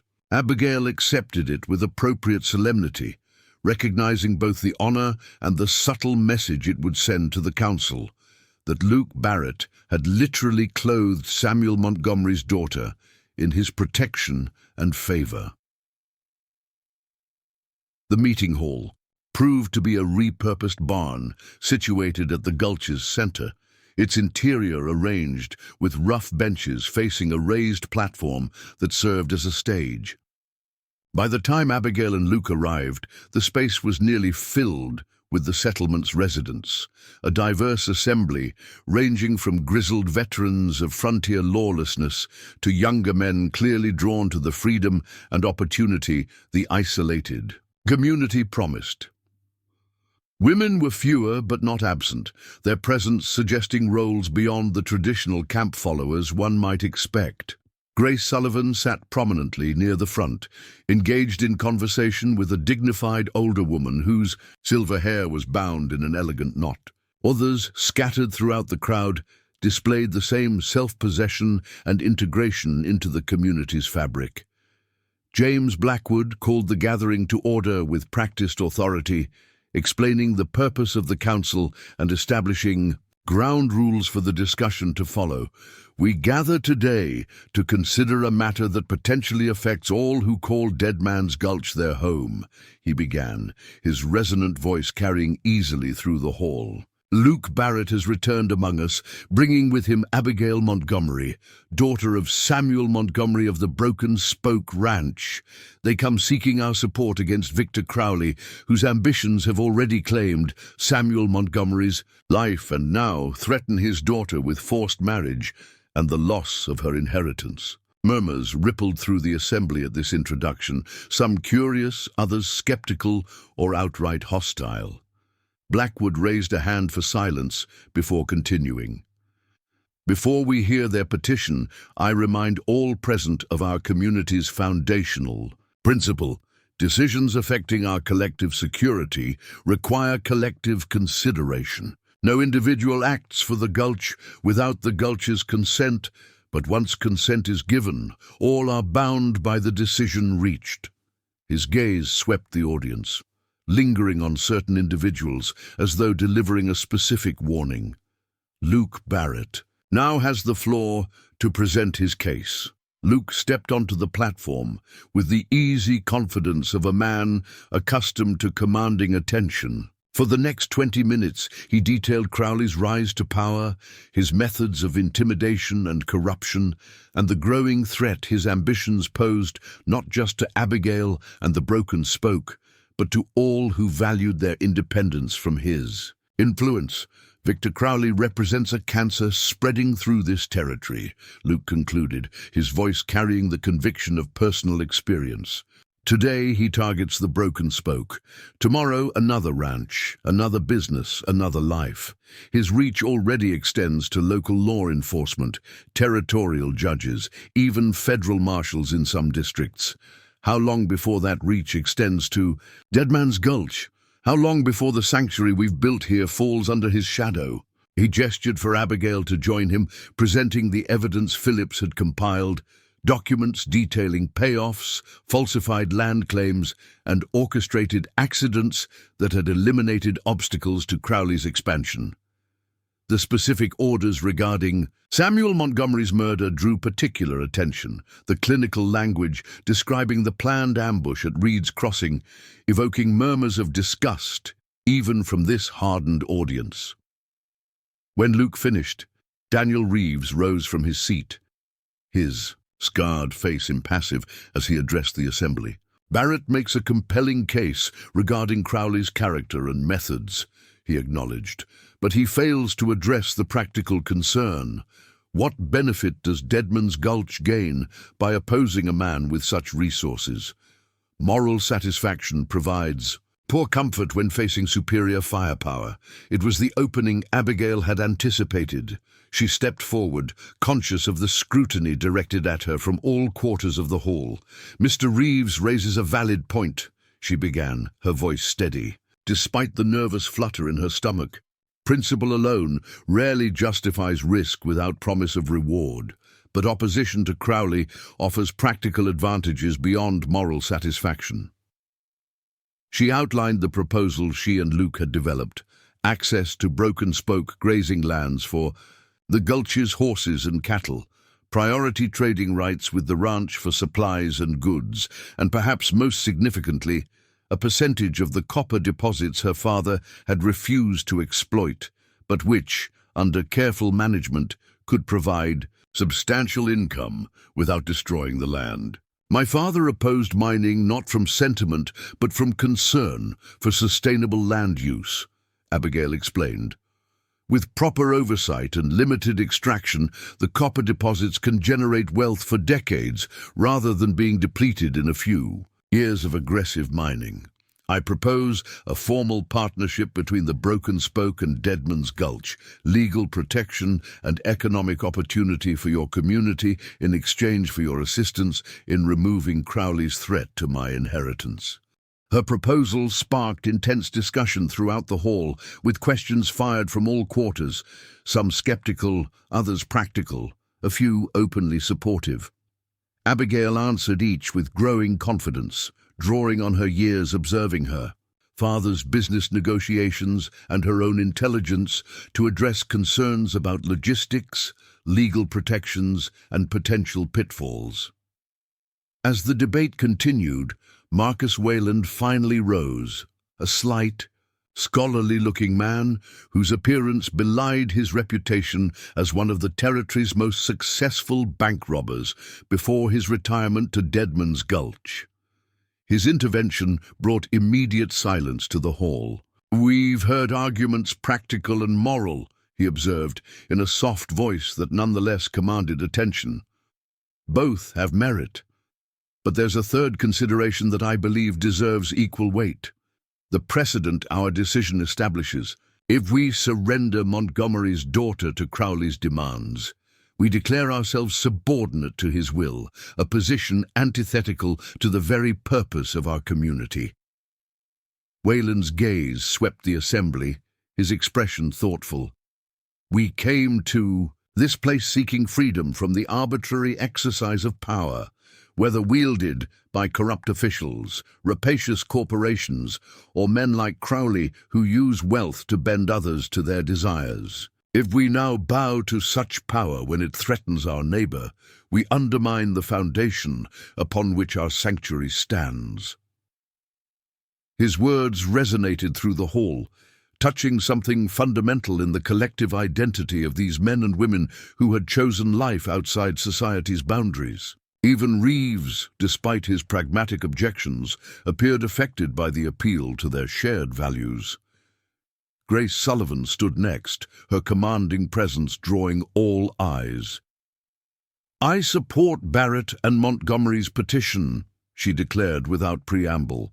"Not for abstract principles or promised rewards, but because Victor Crowley represents a threat we cannot ignore without inviting our own destruction. Like a wolf that develops a taste for livestock, men who prey upon their neighbors rarely satisfy their hunger with a single victim." She gestured toward the documents Luke had presented. "The evidence before us demonstrates Crowley's willingness to corrupt law enforcement, manipulate legal proceedings, and employ violence when other methods fail. Such a man will not long tolerate our existence once he secures the Broken Spoke and its resources. Our choice is not whether to fight, but when now alongside allies like Montgomery's daughter, or later alone and unprepared." The tide of opinion visibly shifted with Grace's pragmatic assessment, the assembly recognizing the truth in her warning. James Blackwood, sensing the emerging consensus, called for a formal vote, a simple show of hands to indicate support for or opposition to backing Luke and Abigail against Crowley. The result proved overwhelmingly positive, with only a small faction led by a sullen-faced man Luke identified as Henry Mason, a former member of the failed stagecoach robbery, voting against involvement. Even Reeves and his followers, despite their initial skepticism, ultimately cast their support behind the proposal. "Then it's settled," Blackwood announced, satisfaction evident in his tone. "Deadman's Gulch stands with Barrett and Montgomery. Against Crowley, we'll form a committee to develop strategies, allocate resources, and coordinate our response." He gestured toward Luke. "Barrett will serve as our primary liaison, given his familiarity with both communities." As the assembly dispersed into smaller groups, discussing immediate actions and preparations, Luke guided Abigail outside into the afternoon sunlight, his expression a mixture of relief and caution. "We've cleared the first hurdle," he acknowledged, "but the hardest work remains ahead. Turning this support into effective action against Crowley will require careful planning and perfect execution." Abigail nodded, understanding the challenge they still faced. "At least we're no longer alone in the fight. That counts for something." Luke's response was interrupted by the arrival of a rider at the edge of the settlement, a young man on a lathered horse who dismounted with urgent haste and approached them directly. "Barrett!" he called, recognition evident in his expression. "Tucker sent me. Crowley's men burned his cabin to the ground yesterday, though the old man escaped into the hills. They're searching the mountains in force, at least 20 hired. Guns split into hunting parties, all headed this way. The news struck like a physical blow. Tucker, who had sheltered them and kept their secrets, had paid a terrible price for his loyalty. And now, Crowley's response had escalated beyond pursuit to scorched-earth retribution against anyone who assisted them. "There's more," the messenger continued grimly. Tucker overheard them talking. Crowley offered $10,000 for Montgomery's daughter, alive and unharmed. "But for you, Barrett," he hesitated, clearly uncomfortable with his message. "Spit it out," Luke prompted, his voice flat. 5,000 dead. Double if you're taken alive for Crowley to deal with personally." The young man shifted uneasily. "There's talk that Crowley's hired the Pinkerton agency to supplement his own men. They've got a special agent leading the hunt, a fellow named Bishop, with a reputation for always getting his man." The implications settled heavily over their small group. The mention of the Pinkertons, a private detective agency notorious for their ruthless efficiency in tracking fugitives, significantly altered the threat assessment. And Bishop was no ordinary agent, but a legendary manhunter whose methods were as effective as they were brutal. "How long do we have?" Luke asked, his mind clearly already calculating defensive options. 2 days, maybe 3, before they reach the Gulch, assuming they don't already know its exact location. The messenger looked apologetic. "Tucker said to tell you he tried to lead them away, but he couldn't be sure he succeeded." Luke thanked the young man, directing him toward the meeting hall where Blackwood and the others could be informed of this development. When they were alone again, he turned to Abigail, his expression grave. "This changes our timeline. We can't wait for Crowley to come to us. We need to take the fight to him, catch him unprepared." His pale eyes held a determination that bordered on ferocity. "The Council's support gives us the resources to mount an offensive rather than merely defending. The Gulch." Abigail considered the implications, both tactical and personal. The news about Tucker sharpened her resolve. Another good man harmed because of Crowley's obsession with possessing her and the broken spoke. The pattern had to end. "Then we develop a new strategy," she agreed, matching his determination with her own, one that brings Crowley to justice before more innocent people suffer for his ambitions. As they returned to the meeting hall to share the messenger's news with the council, Abigail felt a shift in her own perspective. From victim fleeing persecution to architect of her enemy's downfall, with the resources of Dead Man's Gulch behind them and Luke Barrett at her side, perhaps justice for her father and security for her future were finally within reach. What she couldn't know was that the coming confrontation would test not only their tactical ingenuity and physical courage, but the evolving bond between them, a connection neither had anticipated, but which now seemed as essential to their survival as the alliance they had just secured.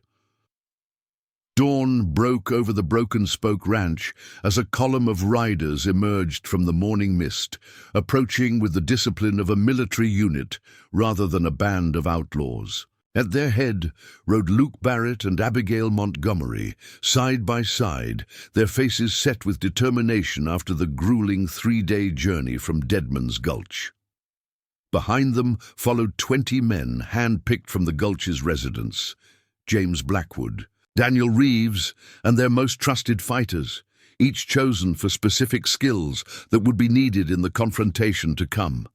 They had traveled by night and hidden by day, evading Crowley's search parties through Luke's intimate knowledge of the mountain pathways. "Home," Abigail murmured, taking in the familiar buildings of the ranch, the main house, the bunkhouse, the stables and barns that had defined her world before her father's murder. The property appeared undisturbed, suggesting Crowley had not yet moved to seize physical possession during her absence. "Martha and the hands," Luke asked quietly, "likely still there?" "Crowley would want operations to continue normally. The ranch's value lies partially in its functioning." Abigail's assessment was practical, divorced from the emotion that threatened to overwhelm her at the sight of her childhood home. They concealed their force in a stand of pines overlooking the ranch, establishing a temporary camp while finalizing their strategy. The plan they had developed in Deadman's Gulch was multi-pronged. One team, led by Reeves, would intercept the Pinkerton agent Bishop before he could reach the ranch, using the evidence from Phillips's documents to convince him his employer was on the wrong side of the law. Another group under Blackwood would ride to the territorial capital with copies of the same evidence, seeking intervention from federal authorities beyond Crowley's influence. Luke and Abigail, accompanied by 6 of the Gulch's best marksmen, would confront Crowley directly, not at the ranch, where innocent ranch hands might be caught in crossfire, but at his own property, where he would presumably feel most secure. "We move tonight," Luke confirmed after conferring with their scouts.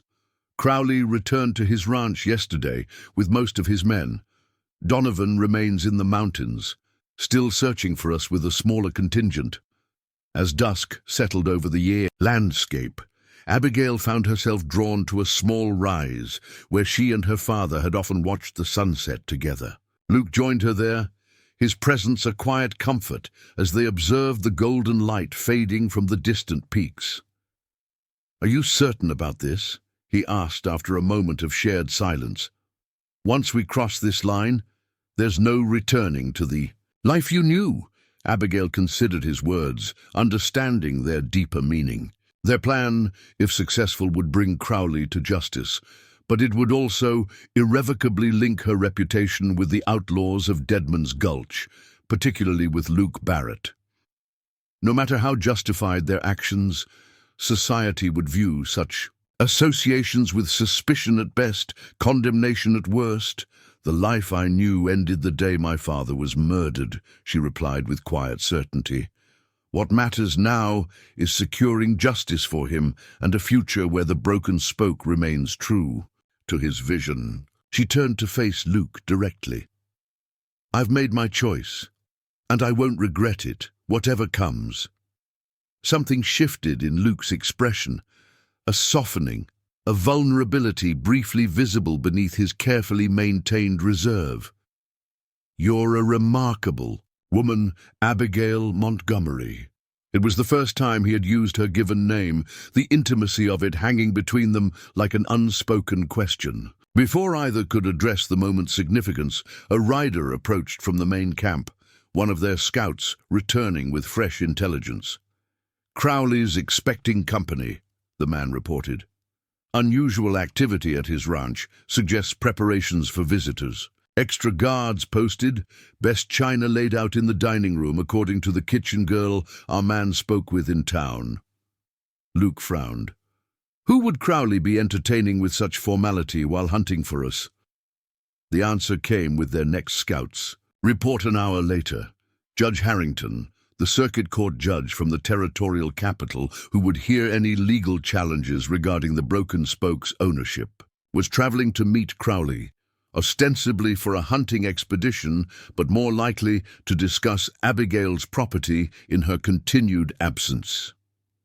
This changes everything, Luke realized, excitement edging his voice. If we can present our evidence directly to Judge Harrington, away from the territorial capital, where Crowley's influence is strongest, we might secure legitimate justice through legal channels rather than force of arms. Abigail completed his thought. The possibility, resolving their conflict through law rather than bloodshed, appealed to both practical and moral considerations. They modified their plan accordingly. While Reeves still led his team to intercept Bishop, the main force would now converge on Crowley's ranch during the judge's visit, creating an opportunity to present their evidence before a legal authority with the power to act immediately. The June. Crowley Ranch sprawled across a verdant valley, its imposing main house built of stone and timber in a style that emphasized grandeur over practicality, a monument to its owner's ambition and vanity. As Abigail, Luke, and their companions approached under cover of darkness, the structure blazed with lamplight, silhouettes of guests and servants visible through the windows. "Perfect timing," Luke murmured, as they observed a carriage bearing the territorial court's insignia parked near the front entrance. The judge has already arrived. Their strategy relied on surprise and audacity. They would enter openly, presenting themselves and their evidence before Crowley could react or remove the judge from the scene. The risk was enormous, but the potential reward, justice secured through legitimate authority, justified the gamble. Abigail changed from her travel-worn clothes into a dress Martha had packed for her, a simple but elegant garment that would remind the judge she was a respectable rancher's daughter, not a fugitive to be dismissed. Luke similarly exchanged his trail gear for a clean shirt and vest, though he refused to relinquish his weapons despite the more formal appearance. "Ready?" he asked, as their companions took position surrounding the house, ensuring no one could flee before the confrontation concluded. Abigail nodded, her heart pounding, but her resolve unwavering. "Ready!" They approached the front door openly, Luke knocking with the confidence of an expected guest. When a startled servant answered, they stepped inside before he could raise an alarm, Luke's polite but firm manner suggesting legitimate business. The dining room doors stood open, revealing Crowley, Judge Harrington, and Sheriff Wilkins seated around a lavishly appointed table, glasses of expensive bourbon in hand, as they discussed what Abigail immediately recognized as the legal particulars of her supposedly abandoned property. "Gentlemen," Luke announced from the doorway, his voice carrying the quiet authority that had swayed the council at Deadman's Gulch, "I believe you're discussing matters that directly concern Miss Montgomery. How fortunate that she's here to represent her own interests." The tableau of shock that greeted their appearance might have been comical under different circumstances.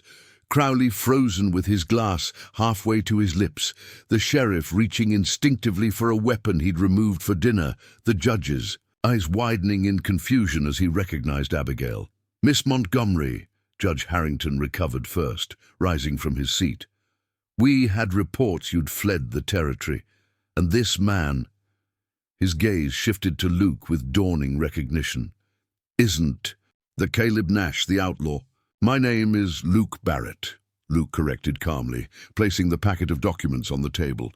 "Son of Elliot Barrett, former partner to Samuel Montgomery.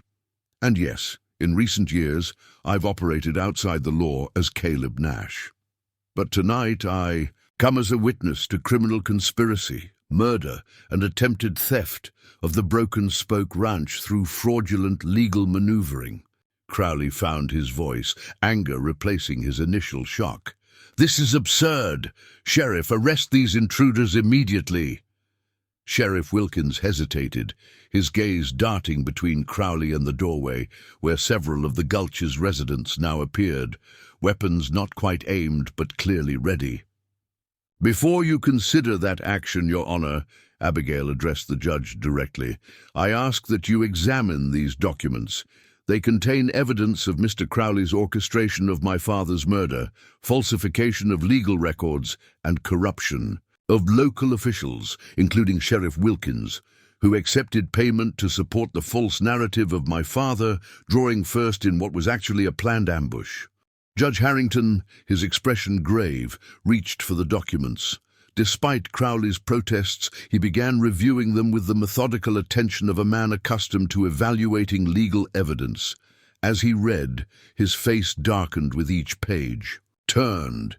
These are serious allegations, Miss Montgomery," he said finally, looking up from the damning papers. "If authenticated, they would certainly warrant immediate action." He turned to Crowley, whose composure had deteriorated visibly during the review. "Mr. Crowley, do you wish to respond to these specific claims?" What followed was not the reasoned defense of an innocent man, but the desperate scramble of a cornered predator. Crowley lunged for a hidden derringer in his jacket, aiming not at Luke or the judge but at Abigail, perhaps calculating that with her dead, the legal implications regarding the Broken Spoke would simplify considerably. Luke moved with the instinctive speed that had kept him alive through years as an outlaw, positioning himself between Abigail and the threat as the pistol discharged with a deafening report in the confined space. He staggered but remained standing, his own revolver clearing its holster in a fluid motion that ended with Crowley collapsing backward, a spreading crimson stain marking the perfect white of his dinner shirt. In the chaos that followed, the judge shouting for order, Sheriff Wilkins surrendering to James Blackwood's custody, servants fleeing in terror, Abigail's focus narrowed to Luke, to the growing patch of darkness on his left shoulder where Crowley's bullet had found its mark. "You're hit," she said unnecessarily, helping him to a chair as one of their companions, a former army medic, rushed forward to examine the wound. "Seems fitting," Luke managed through gritted teeth as the medic tore his shirt to access the injury. "Started with your father taking a bullet meant for my father, ended with me taking one meant for his daughter." The symmetry of it struck Abigail as the medic announced the wound was serious but not life-threatening. The bullet had passed through muscle without hitting bone or major vessels. With proper care, Luke would recover fully. "Not ended," she corrected softly, taking his hand as the medic began cleaning the wound. "Just beginning." 3 months later, the Broken Spoke Ranch hosted an unusual gathering.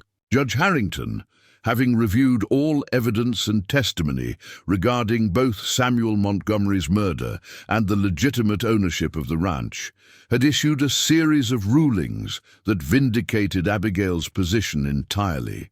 Crowley's estate, managed temporarily by court-appointed trustees, would pay substantial damages to both the Montgomery family and to others harmed by his illegal activities. More remarkably, based on Luke Barrett's testimony and subsequent cooperation with authorities, the judge had issued a rare judicial pardon for his past crimes as Caleb Nash, citing his instrumental role in exposing corruption and bringing murderers to justice. The arrangement included provisions for restitution to banks he had robbed, to be paid from his share of the copper deposits on Montgomery land, a fitting use of resources his father had once coveted. The gathering celebrated not just these legal victories, but the formal signing of the partnership agreement between the Broken Spoke Ranch and the community of Dead Man's Gulch, now officially renamed Prospect Valley, in recognition of its residents' desire for a fresh start under the law's protection. James Blackwood would serve as the settlement's first mayor, with his brother, the judge, providing guidance on the transition to legitimate status. As twilight softened the landscape, Abigail found Luke at the same rise, where they had watched the sunset before confronting Crowley. His arm remained in a sling, but his recovery progressed well under Martha's attentive care and Abigail's insistence that he remain at the ranch for proper medical attention. "Quite a transformation," he observed, nodding toward the celebration. Below, where former outlaws mingled with neighboring ranchers and townspeople who had gathered to witness this unprecedented alliance. From wanted fugitives to respected community leaders in one season. Abigail smiled, slipping her hand into his with the casual intimacy they had developed during his recovery. "Transformations seem to be our specialty. Outlaw to rancher, orphaned. A daughter to business partner, enemies to—" She let the sentence hang unfinished, a question in her eyes. Luke turned to face her fully, his good arm drawing her closer. "To partners," he suggested. "In all things, if you'll have me." The kiss that followed sealed more than a personal union. It represented the healing of wounds inflicted decades earlier when two friends became rivals, when choices made in anger set future generations on a collision course that had somehow, against all odds, resulted not in further tragedy, but in redemption. As they returned to their guests, hand in hand, Abigail thought of her father and how he had searched for Luke Barrett for years, seeking to make amends for the past. Though Samuel hadn't lived to see this outcome, she felt certain he would approve of the partnership now forming, not just between the ranch and the settlement, but between his daughter and Elliot Barrett's son, completing a circle of reconciliation that had begun with his own act of conscience.